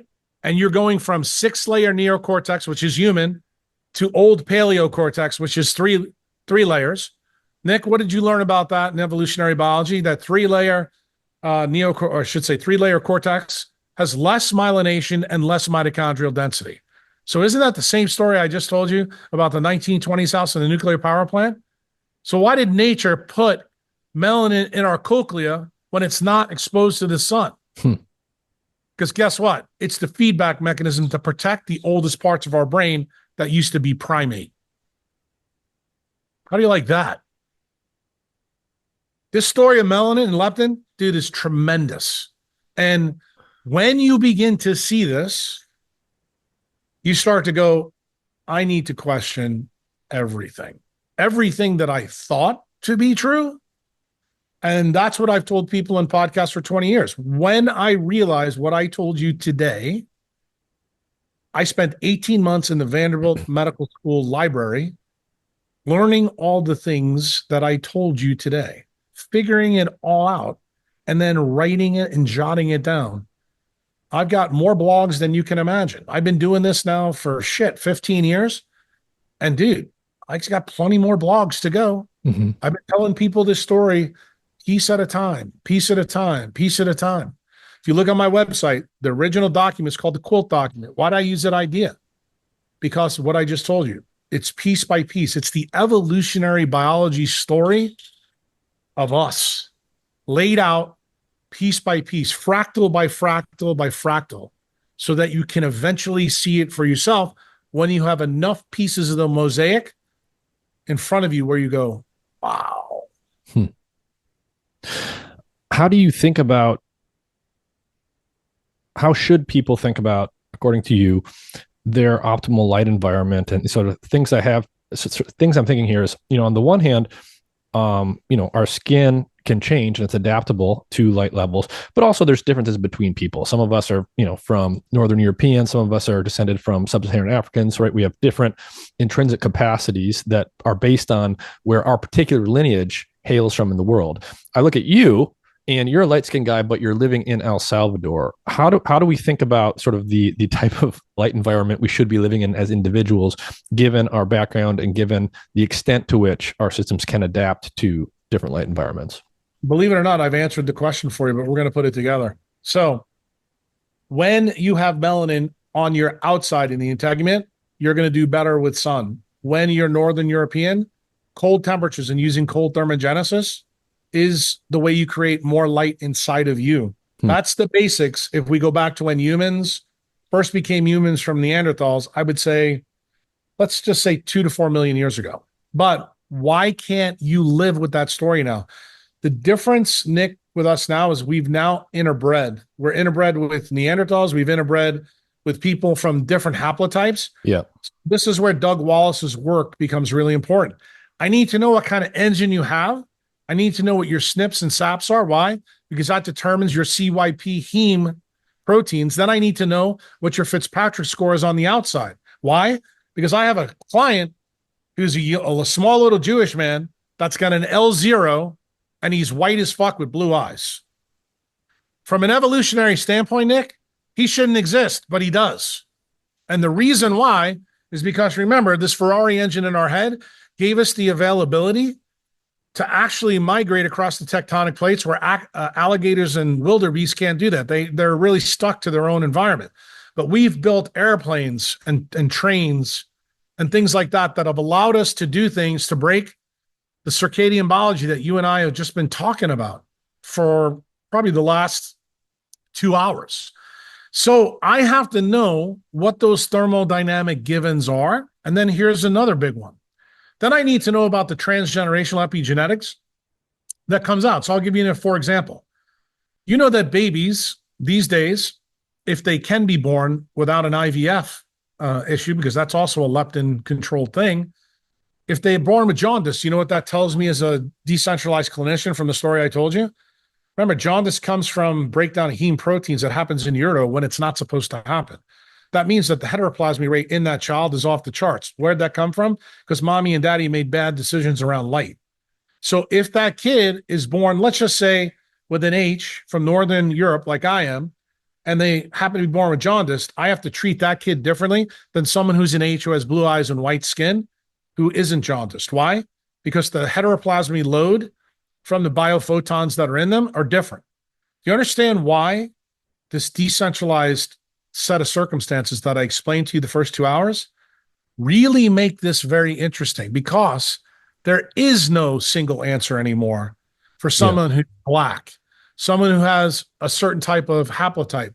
It turns out that you as a decentralized clinician, you as a decentralized, hopefully PhD someday, you're going to begin to understand how Billy Rubin and Billy Verdon actually tie into that paramagnetic switch. And when you see that, and you know that, oh, damn, those biophotons changed, that means this kid's heteroplasmy rate is through the roof, then you'll understand why kids are born with retinoblastoma. Then you'll understand why kids are born with Wilms tumor. Because I got news for you, 2 to 4 million years ago, that didn't happen. Let's just see where this goes. It sounds like you know the haplotypes. So I've got paternal haplogroup JM. I've got maternal haplogroup H7. I've got lineages that go through parts of Northern Central Europe and parts down to Greece. Right. What does that mean for me as a fair-skinned person? And I'll add, because I just sense that maybe you'll have some insight here, I also have chronic plaque psoriasis on my elbows, for example. Does that surprise you?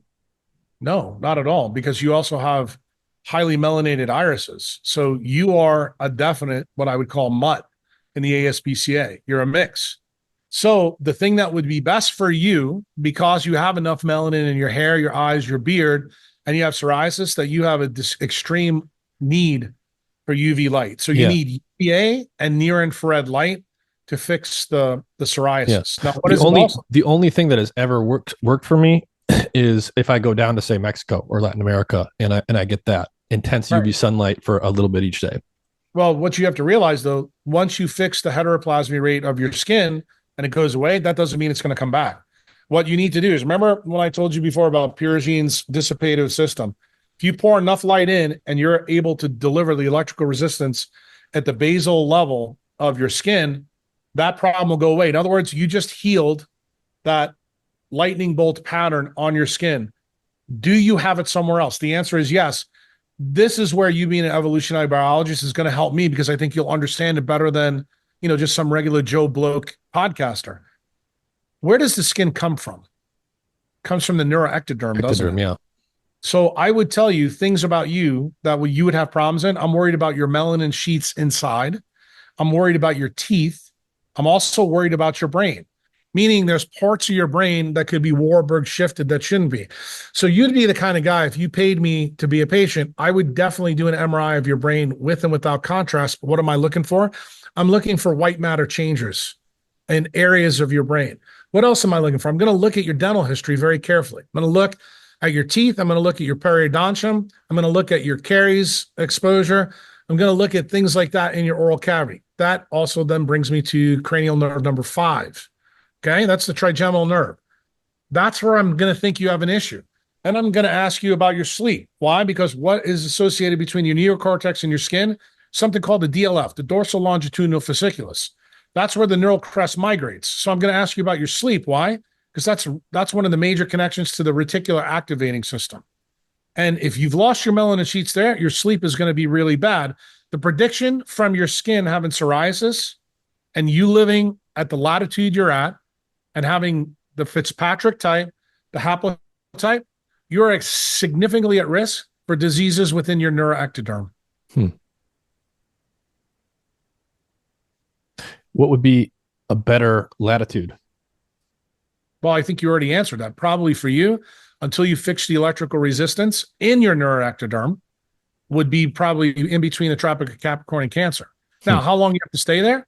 I don't know, but you'll find out. Your skin will give you a clue. Generally with psoriasis, because it's an autoimmune condition due to this, Warburg metabolism, your basal level of your skin has been Warburg shifted for as long as you've had this. And you have to be worried because you know that psoriasis is a pre-malignant condition.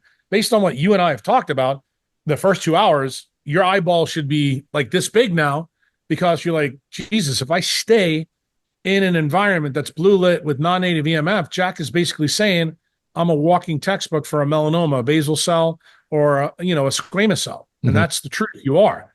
And the dermatologist will tell you that the sun is going to poison you. You're saying I'm not getting enough UV. You got it. And that should point out to people listening to this podcast just how not understanding the biophysics can lead a clinician who's biochemistry based, which is what a dermatologist is, to recommend blocking the sun when I tell you you want to do exactly the opposite. And I love the fact that you did that for your own audience and you use your own biology to lay out the thought pattern so people could see it for themselves. And ultimately, you already know. You did the biohack in your head, which I appreciated. You said, Jack, it's kind of weird.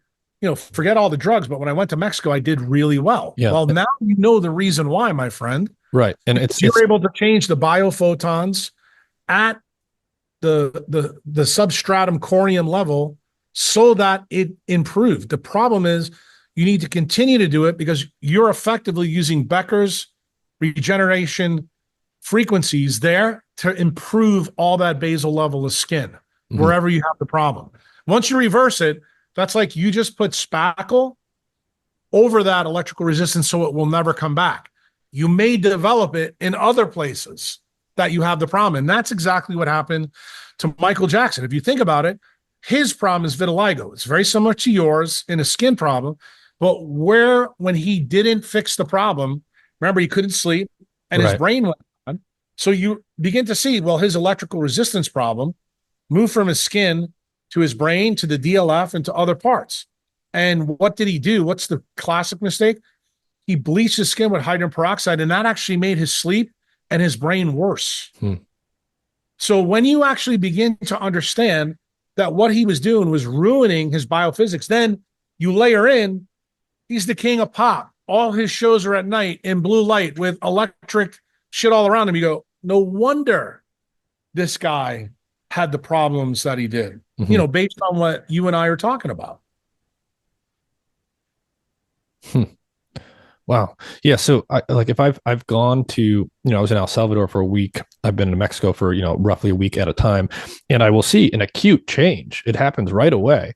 And my body's telling me something. Yourself. Where do you live now? Now I'm in Seattle. Remember? Yeah. This is what I would tell you to do. What you could do to improve this, I would tell you, get yourself UVA light, near infrared light, and then start drinking deuterium-depleted water, especially this time of the year, because you're in April. I would be willing to bet you could do it. And if you really want to be a tool, get yourself, I don't know if you're still working in science or not, but if you can find yourself some silver nitrate toothpicks, they'll have them in labs. You can probably call one of your friends up, do that, and put the silver nitrate on your skin while you're doing the UV and near infrared light. You may actually be able to improve it even faster. Wow. Interesting. So I need the UVA piece because I have the near infrared piece. Well, it'd be better if you got UVB, but where you are in Seattle, you're such high latitude and you have so many clouds, you're not going to get very much UVB. Yeah. I'd really rather you have full scope UVA and UVB. And then the parts of you that don't have psoriasis, those are the parts that I want you to get in ice cold water. Why? Because then you'll make VUV, UVC, UVB, and UVA from your mitochondria. Why? Because you're an uncoupled haplotype. So I know you can do it. Mm-hmm. That's all the magics that I try to teach Huberman 2 years ago on Rick's podcast, but it flew right over his head. Mm-hmm. Interesting. So where should we go from here? Well, there's a number of places we can go. I want to get back to certain aspects of leptin. So we mentioned leptin, but let's kind of circle back and hook into that in some different ways. Let's start very basic for the people that don't know. Just give us, what is leptin and what is it normally associated with when we talk about what it does? Yeah, leptin is the master hormone of the human body, not of everybody else. It replaced in evolutionary history probably what melatonin used to do for us. Leptin controls your fat mass. It controls your thermodynamics. It controls appetite. Here's the big one. It controls fecundity and fertility. So when you now know that 50% of people below the age of 35 are infertile, now you're beginning to understand why that's the case. And what do you need to know about leptin? That it absorbs 220 nanometer light. So what does that tell you? That's light that is not in the sun, but it's in your sub-Q fat. And most people probably know that UV light doesn't penetrate really past the deepest layer of your epidermis. So then you got to ask the question, well, where the hell does that light come from? I think Nick and I have already answered that question for you definitively. If you want to learn about that, you read Roland Van Wyck's book, Light Sculpting Life. You'll learn everything you need to learn about biophotons that you didn't learn in biochemistry. And then you need to read Fritz Pop's work and put it together. But basically, what leptin does, it works specifically with the third semiconductor, which is melanin. And melanin comes from alpha MSH, which is cleaved from POMC. POMC is the single most important gene to the mammalian tree. The mammalian tree is 200 million years old. We really got to be specialists with melanin after the KT event. Why? I believe that's when neuropsin, the UVA detector that's present on your cornea and on your skin, which is important for Nick's story, is the link that links back to the absorption spectrum of something else Nick knows about, that Daniel Sabatini and Peter Attia don't. The absorption spectrum of mTOR is actually UV range. So guess what? Anybody who's got an mTOR problem, anybody who wants to live longer, you need to be in the sun longer. If you look at my pinned tweet, Nick, that's on my page, what does it say? There's been 6 meta-analyses shown that in mammals, specifically us, that longevity is a function of how much sun we get. Mm-hmm. So Brian Johnson is literally doing the opposite of what he should. Which is why I make fun of him all the time on my Twitter feed. He's avoiding sunlight completely. To be honest with you, Nick, I'm hoping after you put this podcast out and the fact that you put your 2 cents in for your story and people know about Brian Johnson's story, again, you remember what the dermatologist told you, stay out of the sun, and I'm telling you, go in the sun. I know why Brian Johnson's being told what he's being told. He's spending $2 million a year to talk to people who are morons. And why are they morons? Because they all have a biochemical focus. They don't have the biophysics and the biochemistry together. So the people that Brian hires, they have the belief that if you buy Prince's guitar, that somehow you can play guitar like Prince. Turns out you can't. And what I'm trying to teach you in this podcast and hopefully your audience is that I expect each and every one of you, especially if you're a PhD, to go back and fact check Uncle Jack. I am been waiting for 20 years for somebody to come tell me I'm wrong. And when I sat down with Becker and told him this entire thing laid out, he just smiled. And he goes, man, I wish I would have met you in the 60s or 70s. Because all the biochemists that ended his career, that worked for the military and DARPA, this is a story they didn't want coming out. And you have to realize that humans, no matter who they are, we are specialists, my friend, in the leptin-melanocortin pathway. We are like the guys on the football team that's all we want to do. And it turns out how we do it is a little bit different. Like people that are Equatorial Africans are going to be different than a guy who's from Greece that's got psoriasis. But here's what I'm going to tell you. The story of Becker that I laid out in this podcast, I never want you to forget. No matter what disease you have, you can regenerate and fix it if you understand the thermodynamic givens that Nick and I talked about. You have to have somebody to be able to put the biochemistry and the biophysics together. That's what decentralized medicine aims to do. That's why when you look at my Twitter feed, it says, I begin where functional medicine and allopathic medicine end. And I think I've proven that pretty well to you in this podcast. Why? Because we started at a place where I don't think I've ever started another podcast, which is at the Great Oxygenation Event. And I told you, fully understanding that event is so germane into you understanding the leptin-melanocortin pathway, because what is that semiconductor designed around? Normoxia and the TCA cycle. And it turns out when you get UV light and infrared light from the sun, you don't have to eat as much. And if you don't eat as much, that's actually the whole mTOR biology story that you hear from people, because the less you eat, that means the longer you live. The only way you can do that if you're a human, not a primate, because remember, the mTOR story has only been proven in C. elegans. It's not really been proven in us. Part of the reason why is the story I told you with Becker. Mm-hmm. But do I believe fundamentally, based on the absorption and emission spectra of all the chemicals that I've pulled out of the biochemical book, that the more time you spend in the sun, the longer you live? The answer is yes. What else did I learn from Doug Wallace's work on haplotypes and mitochondrial biology? I learned the older we get, the less UV light we can put in our system. In other words, we can't bury that light at the electronic state of the cell. That means at the bonds and in the biochemical levels. So that means we need more light. The reason for that, I think, Nick, should be obvious to you, because you know that when a baby's born, it's 80% water. Me, as an old man now, I'm about 55% water. What did I tell you is the story of retaining that 30 million volt charge on the inner mitochondrial membrane? If you ain't got the water, then you're electrocuting yourself from inside out. So guess what? Isn't that married to the story I told you? Because your psoriasis skin are about as old as Uncle Jack. So what did I tell you to do? Deuterium-depleted water and more sun. The story that I told you is the same as the story that I'm trying to tell you about the leptin-melanocortin pathway. And when I break down the leptin-melanocortin pathway for people that are not science smart, don't know biochemistry and don't know biophysics, Very simple.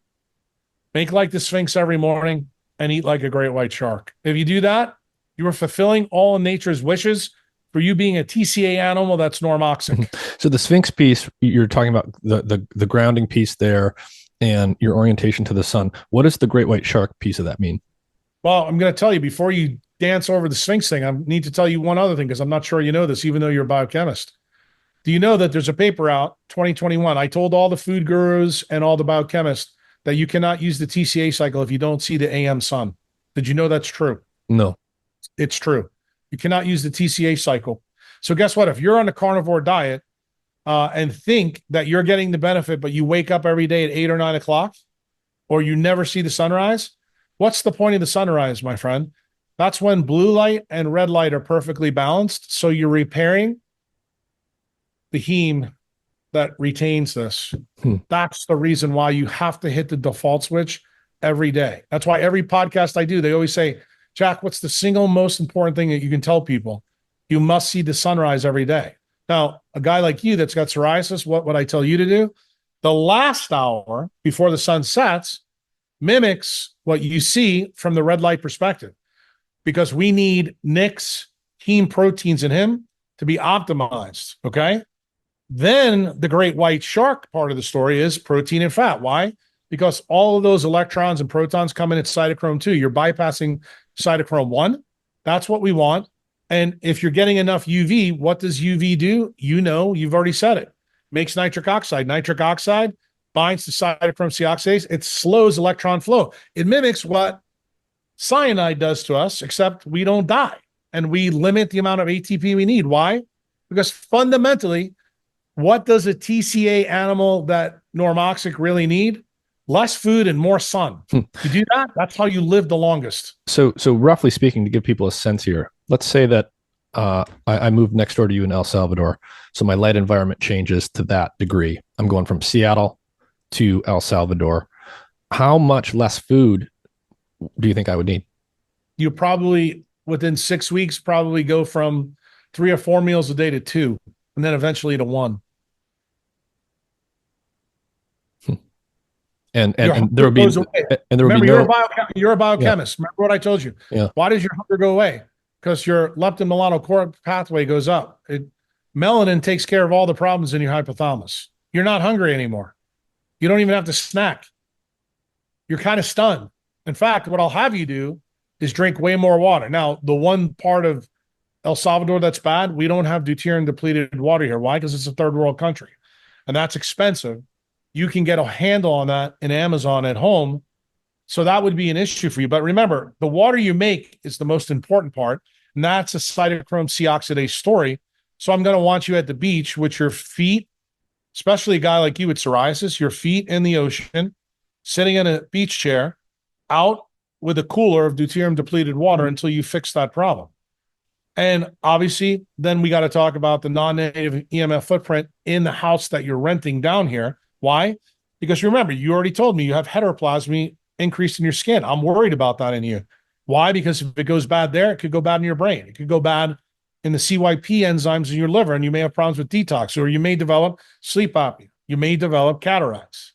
For all the reasons that I mentioned to you earlier, I am trying to prevent you from getting those problems. Can you still get them in El Salvador? Say if you live in a house with dirty electricity and all the lights here are LED because they have no access to incandescence. All those things are still operational in a guy who's got Warburg shifted skin.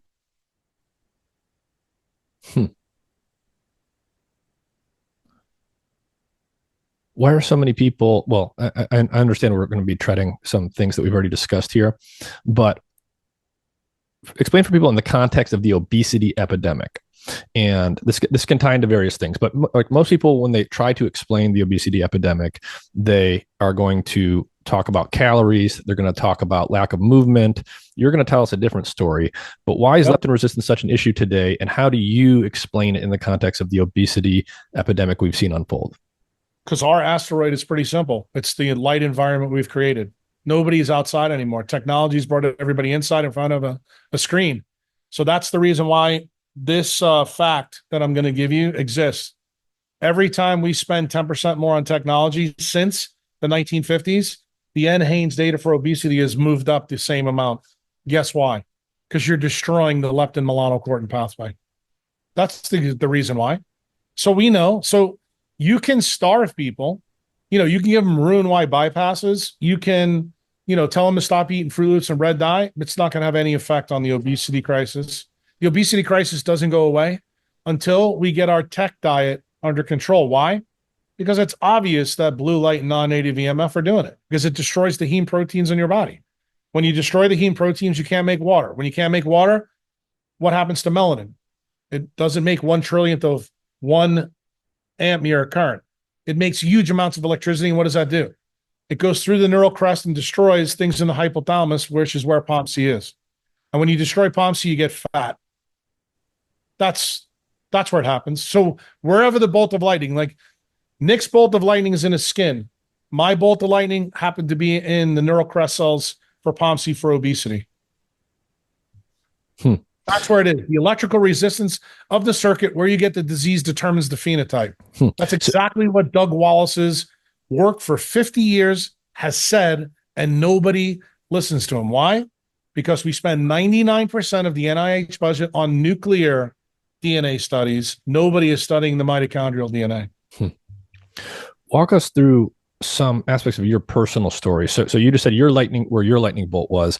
Walk us through that. What was your journey with weight loss and how did you get things under control? Yeah, so it started about 20 years ago after residency. When I came out, I wound up gaining a lot of weight. And if you know anything about neurosurgery, which I think most people do, we are up all night taking care of idiots that are doing stuff they're not supposed to be doing. And probably 5 years after residency, I wound up putting on about 100, 130 pounds. So I got really, really heavy. And at that time, I was taking 10 days of trauma call unpaid for the hospital because back then, that was what you were supposed to do if you're a doctor. And I went to my primary care doctor, and what did he tell me? Exactly what your dermatologist told you. Stop eating and exercise more and you lose weight. So I did that, and I gained another 30 pounds. So that's when I sat down, and I said, this is like Einstein's idea. If I keep doing the same shit over and over again, I expect a different result. It's insanity. So I need to start thinking about this. At that time, that's when I started to think about all the things I had learned about in residency, all the things I had learned about Becker. And I decided to take my family on a trip. Okay. And this happened after a very specific thing happened in my life. I was given a talk in Birmingham, Alabama, to a group of orthopedic and neurosurgery spine surgeons. I had developed some minimally invasive spine techniques. And when I gave up to give the talk, I got a horrible pain in my knee. I had to have help to get to the podium to give the talk. And there was a lady that was sitting there that worked for a biotech company. She was married to an orthopedic surgeon. And after the thing, she goes, the guys examined me and said, look, you got a bucket handle tear of your meniscus. That's why it happened. I'm going, wait a minute. I just fucking stood up. How does it happen? And the lady said to me, she goes, well, I think you're leptin resistant. I'm like, I looked at her. I'm like, leptin, what the fuck is that? And because when leptin was discovered, it was discovered in New York University, Rockefeller University, in 1993 and 94. And for those listening, leptin is basically a hormonal readout of how much fat tissue you have, right? Yeah. Well, I count it as an electron accountant. That's the best way. From the decentralized way, I'm thinking about the centralized way. We'll tell you, yeah, it's a relation to fat mass. And what happened there? I said, well, if it was discovered here, I had already graduated medical school by that time. So no wonder I didn't learn about it, but I was kind of stunned that I didn't hear about it in my residency. So she gave me a book that was a fable and then 6 papers about leptin. She goes, go read it. So here I am on this plane, now going to Europe with my kids. So I read the papers and I read the book. And it's the last day of my trip in Europe, and I'm standing at the foot of Michelangelo's David. And I look up at him. That's perfection 500 years ago. And then I look at my fat ass. At the time, I was 6'2", 360 pounds. I said, what's the difference between perfection and my fat ass? And as I looked up, because I was standing behind him, I looked at his ass, and there was a window at the cornice in Florence. I saw a ray of light from the sun and a bird sitting on the end. And it hit me immediately right away. I said, shit, it's circadian biology and the bird. they've got mitochondrial capacity, and so does David. I said, wait a minute. This is a Becker story. So I get back on the flight the next day on Delta, take all their excess paper, and what did I start doing? I write the quilt document. The quilt document to this day exists on my website. It's created for 30 different parts of cell biology that are the levies that give you the basic story that I gave you today. And you need to master each one of those. So I went back to the library at Vanderbilt Medical School, then started studying all those 30 different levies to the nth degree. And after 18 months, I came out and I realized everything that I was taught in biochemistry and medical school is wrong. Now I think you know the reason why I have that perspective. And then I came up with something called the leptin RX. I said, if I use sunlight to do this and get naked in the sunlight, I should be able to lose weight. So I did what any good clinician has done. There's a book out there that somebody gave me at this time called Who Goes First? Who Goes First is the story about how doctors have experimented on themselves. And I knew the story of Barry Marshall and how he won a Nobel Prize for proving that, ulcers come from Helicobacter and not from stress, which is what I learned when I was in residency, why we used to do vagotomies on people. And he had to actually swallow Helicobacter himself and then put a scope down his own throat to actually figure this out. So I got the idea from his story. He won the Nobel Prize for this in 95. So I knew that story really well. So I did the same thing. I did the leptin prescription on me. In 3 months, I lost 77 pounds. Then I added the second step to the leptin story, which I already told you. I used cold thermogenesis. I came up with a cold thermogenesis protocol in 2005 that predates everybody else, including Wim Hof. And I started soaking myself in 140 pounds of ice, and I was losing weight like crazy. Within 11 months, I lost 133 pounds. So I went from 360 to a pretty small guy. And then everybody in the hospital started asking me, dude, did you have a Roux-en-Y? I said, bro, have you not seen me every day for the last 11 months operating? And he said, yeah, but you changed your operating room schedule. I noticed that you don't operate at 6 a.m. anymore. You start at 8 and you make sure you're done at 3. I said, yeah, you're right. Because I'm using the sun. I'm using cold. And they're like, that's how you did this? And the guy that talked to me the most, the guy who is most open-minded is a guy named Don Lazis, who's a gastroenterologist. And he says, Jack, what you found here is amazing. He goes, can I send you a couple of patients to see if this would work? The first patient he sent me is somebody who had eosinophilic esophagitis, which is an autoimmune condition like you got, except it's in your esophagus. Did the same thing. This person had been to the Mayo Clinic, Johns Hopkins, and UCLA, Cedars-Sinai Medical Center. Got no answers.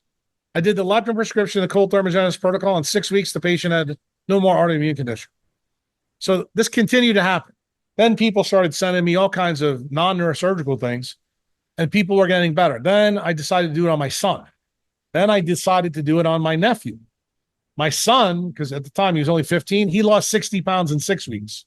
My nephew, who was 21 years old at the time, his name is Kyle, he wanted to become an Army Ranger, but he was probably, I bet he was 100 pounds overweight. And he's pissed off with his life, low dopamine, nihilistic, like a lot of the kids today. And I said, Kyle, if you do this, I think you can do it.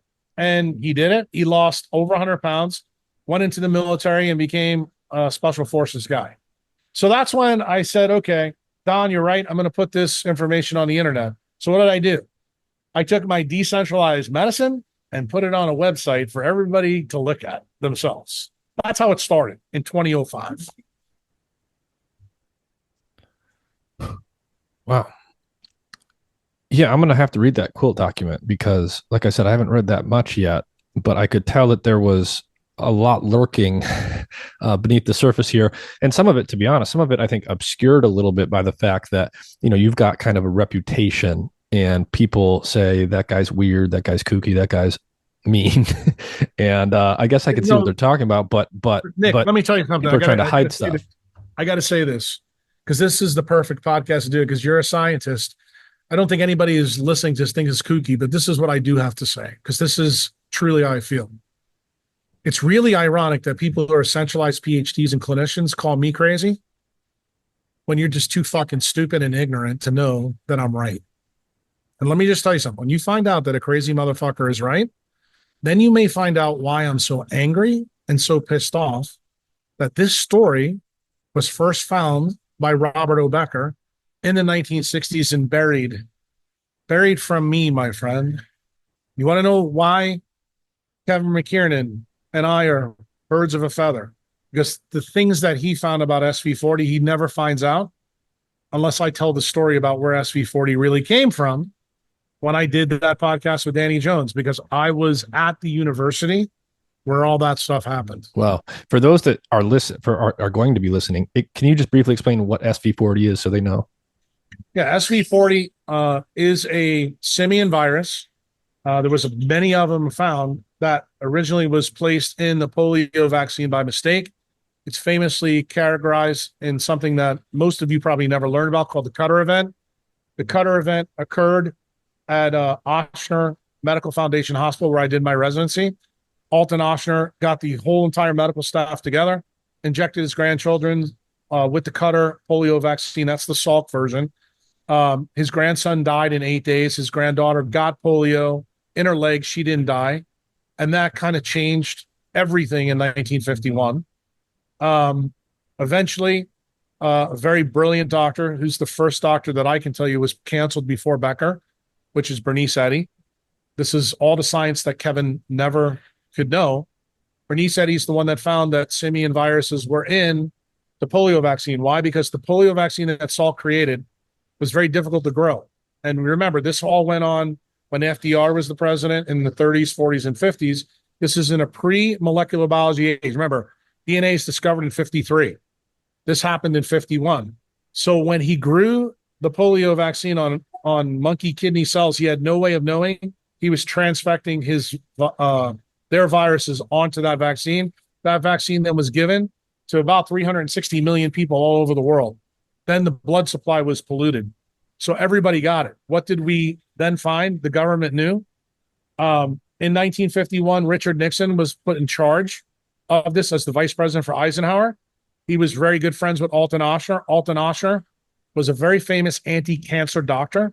Turned out that they found out that when you irradiate SV40, it becomes more lethal, meaning more cancerous. It's an oncogenic virus. And what happens then in history? The first clandestine bioweapons lab is opened up in New Orleans. There's 5 different labs. Alton Ochsner gets a LINAC, linear accelerator, to try to get rid of the SV40 from these animals to see if we can reverse this process, because Alton Ochsner and everybody else in the military knows that cancer is going to spike over the next 50 years, which it does. That's what the old SV40 story is. So if you want to know about soft tissue cancers and mesothelioma, really where they come from, it's not from asbestos. That's the story you've been sold. And the real story is that there's this huge spike in the literature of SV40. Kevin and his former critic, Philip Buchholz, who's a molecular biologist, had no way of knowing this story. Why? Because the NIH, through Bernice Eddy's bosses, whitewashed the whole story from 51 through 59. It only comes out in the wash when Bernice Eddy in 1957 is at a New York Academy of Science meeting and casually says at the end of it, this is a closed-door meeting to guys like you, that, by the way, the polio vaccine is polluted with SV40 and a lot of other polyoma virus. Remember, SV40 stands for 40. There's a whole bunch of other ones. Right. Okay? So this whole entire thing is whitewashed from the NIH website. Nobody studies it until a guy named Michael Carbone in the early 90s that I become familiar with, who's a PhD researcher, starts to look into this mesothelioma story. And he finds a surgeon in Washington, D.C., who's got the largest case history in the world of taking mesotheliomas out of chest cavities. And he had this propensity to do something unusual. He'd save some of the tumor himself. So Carbone goes back and gets over 400 samples and finds out that the majority of these mesotheliomas have remnants and pieces and parts of SV40 in them. This get buried in history, but you can still find it. But nobody has ever been able to link this story to the Ochsner story. Why? Because the Ochsner story was a CIA, FBI clandestine operation. So how did Kevin get dragged into this story? Unfortunately, I've never told this publicly, but yeah, part of the reason I went back to work in COVID was not only to try to save people from the graves, but it was to get samples of one specific vaccine that I knew was going to have SV40 in it because of the patents. The patents for BioNTech and Pfizer, two different legal definitions. And I knew exactly what they were going to do based on the patents from Moderna. They were going to go down to their genetics lab and they were going to get the SV40 promoter because they were behind the COVID scene, and they would use it and then take it out utilizing molecular techniques. Now, I'm a pretty smart guy, but I don't have any of that skill set. So you happen to know a guy in the cannabis industry that's a pretty fucking smart cookie that used to work on the Human Genome Project. Magically, he gets a couple of vials, and just by accident, he doesn't check them. He waits till he has his own problem in his own company and says, I need something that can do this molecular trick for me. He goes, oh, yeah, I got these Pfizer vials. Yep. He uses them, finds out that SV40's in it. He goes on Twitter, you know the story, tells everybody. Everybody tells him he's fucking crazy. Philip Buchholz goes fucking nuts on him. You know, they get into a huge fight. I'm sitting back watching this whole thing, and I'm going, okay, let's just go to the next step. Philip, get off your ass, be a fucking PhD scientist, and do what you need to do. And he did. He tried to prove Kevin wrong by stuffing tube socks in his mouth, repeated the same fucking study, and guess what happened? Kevin's right. Uncle Jack smiles. Okay? Now, Uncle Jack, who never tells this story for 30 years because I've been sitting on it, for how I laid the story out on the Danny Jones podcast, on Rick's podcast, on the Bulwark podcast, now your podcast, Dr. Alexis Cowan, who's also a PhD researcher. Like, now the entire story's out. Why? Because what happens? Magically, something that's supposed to be new in science, which is the MRI platform, has something old from 1951 in it. Yep. Okay? SV40 promoter. And guess what? At the end of my last podcast that I did with Danny Jones, that was me and Mary Talley Bowden. I just want you to go look at this, Nick. I put up one slide, and I show you the slide of the SV40 story, the 50-year spike of cancer. And it ends right where COVID is. But here's the most important part. The SV40 in the polio vaccine is a full complement of the genome. It's got everything in it. The SV40 that's in the COVID mRNA platform only is the promoter. That's it. Nothing else is in it. I want you to go look at the slope of the line on that slide. You'll see that it's asymptotic compared to the other one, which is sloped. So what does that tell you? Becker's regeneration program is able to actually offset some of this. But because we now live in a non-native EMF world, the slope of that line is going up like this. So if you want to know where the turbos of cancers are coming from, the first 2 hours of your podcast, I just gave you the answer. Wow. Got it? Yes. Now you know the whole story. Now you know why I came out on Twitter 2 years ago and said that Kevin McKiernan deserves a Nobel Prize. Now, knowing Kevin now how I do, he probably wouldn't accept a centralized piece of shit prize because they don't do anything except give bad ideas prizes. They did it. What reason? The mRNA platform. The mRNA platform. What reason is there? What are the potential reasons one would use the SV40 promoter? What is the purpose there? What was COVID, my friend? What was COVID? COVID was a compliance test for an economic reset. We're $37 trillion in debt. What's the best way to taper a Ponzi scheme? Kill people. And you do it slowly over time. Then you don't have to pay them out Social Security. You don't have to pay them out this. And then when they die, you get estate tax money. And how do you do it the whole way to the bank? You make sure that every U.S. hospital has a cancer center in it because it's a money printer for the hospital. That's what centralized medicine is built around, my friend. And do you want to know why they keep guys like you and Kevin focused in on the nuclear genome? Because what is the story that I told you, Nick, all day today? It's a story of the mitochondria. You starting to understand? You know why they canceled Becker, but they didn't cancel his other counterpart in the 60s, which is Alan Fry.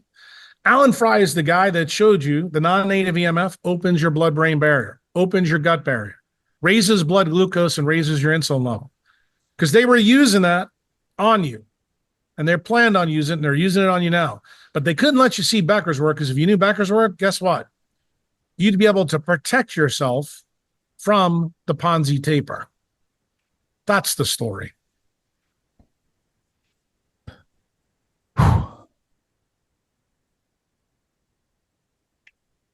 Wow. You have no idea how nefarious they are. And I can tell you, if you listen, and I hope your audience is probably new to me, you listen to the podcast that I've done with Abel James, with the Bulwark guys. I have particularly, Nick, picked out not Joe Rogan, not Tucker Carlson. Why? Because I know who supports them and who they work for. I go for the people that I know are not complicit in this event. The reason why I have disdain for some of the people I have disdain for, because remember, you know this better than anybody, just like Kevin does. Most PhDs are constrained by funding. Now, you usually have to default back to the government, back to the military. That's part of the reason why I decided I'm going to go to the private markets, right? And you know how successful he's become. But it's also the reason why Kevin was my target. Mm-hmm. I knew that he would do the right thing, and boy, did he. Now, a guy like you who's plugged in to that matrix, now you can understand why Uncle Jack hates food gurus, why he hates biochemists, why he hates anybody who actually put Becker out of business. It turns out that Michael Levin's mentor is one of those guys.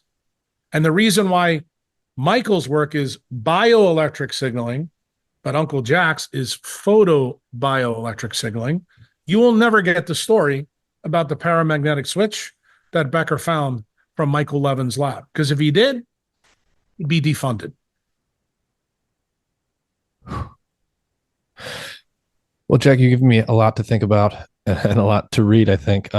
Is there any final thoughts you want to leave people with? Anything that you want to reiterate or condense based on the whole arc of our discussion?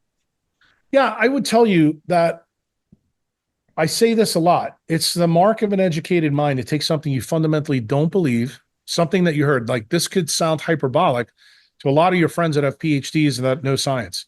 I want you to fact check it and take it apart. Go back to the literature and see if what I've said to you is incorrect. And then when you see that it is correct, then you have a duty to me. You know what that duty is? To tell people the truth. Because if we're going to fix people, because I know that's why you went into science to begin with, you want to help people. You're a PhD that's sitting there with a pre-malignant condition on your left elbow. So I need for you to get this story, because now you know the whole story. And you are going to be the perfect megaphone where Joe Rogan and Tucker Carlson aren't, because they are getting paid by media that's being paid by big pharma. You're not. And when you know the truth, all you need to do is share it with savages. What am I trying to do? I'm trying to make people mitochondriacs. I'm trying to let them know that there is no defect in you. The defect is in your environment, and that's where the diseases come from. And if you fix the environment, the beautiful thing about Doug Wallace's and Becker's work is you can get back everything you've lost. Dr. Jack Kruse, thank you very much for your time.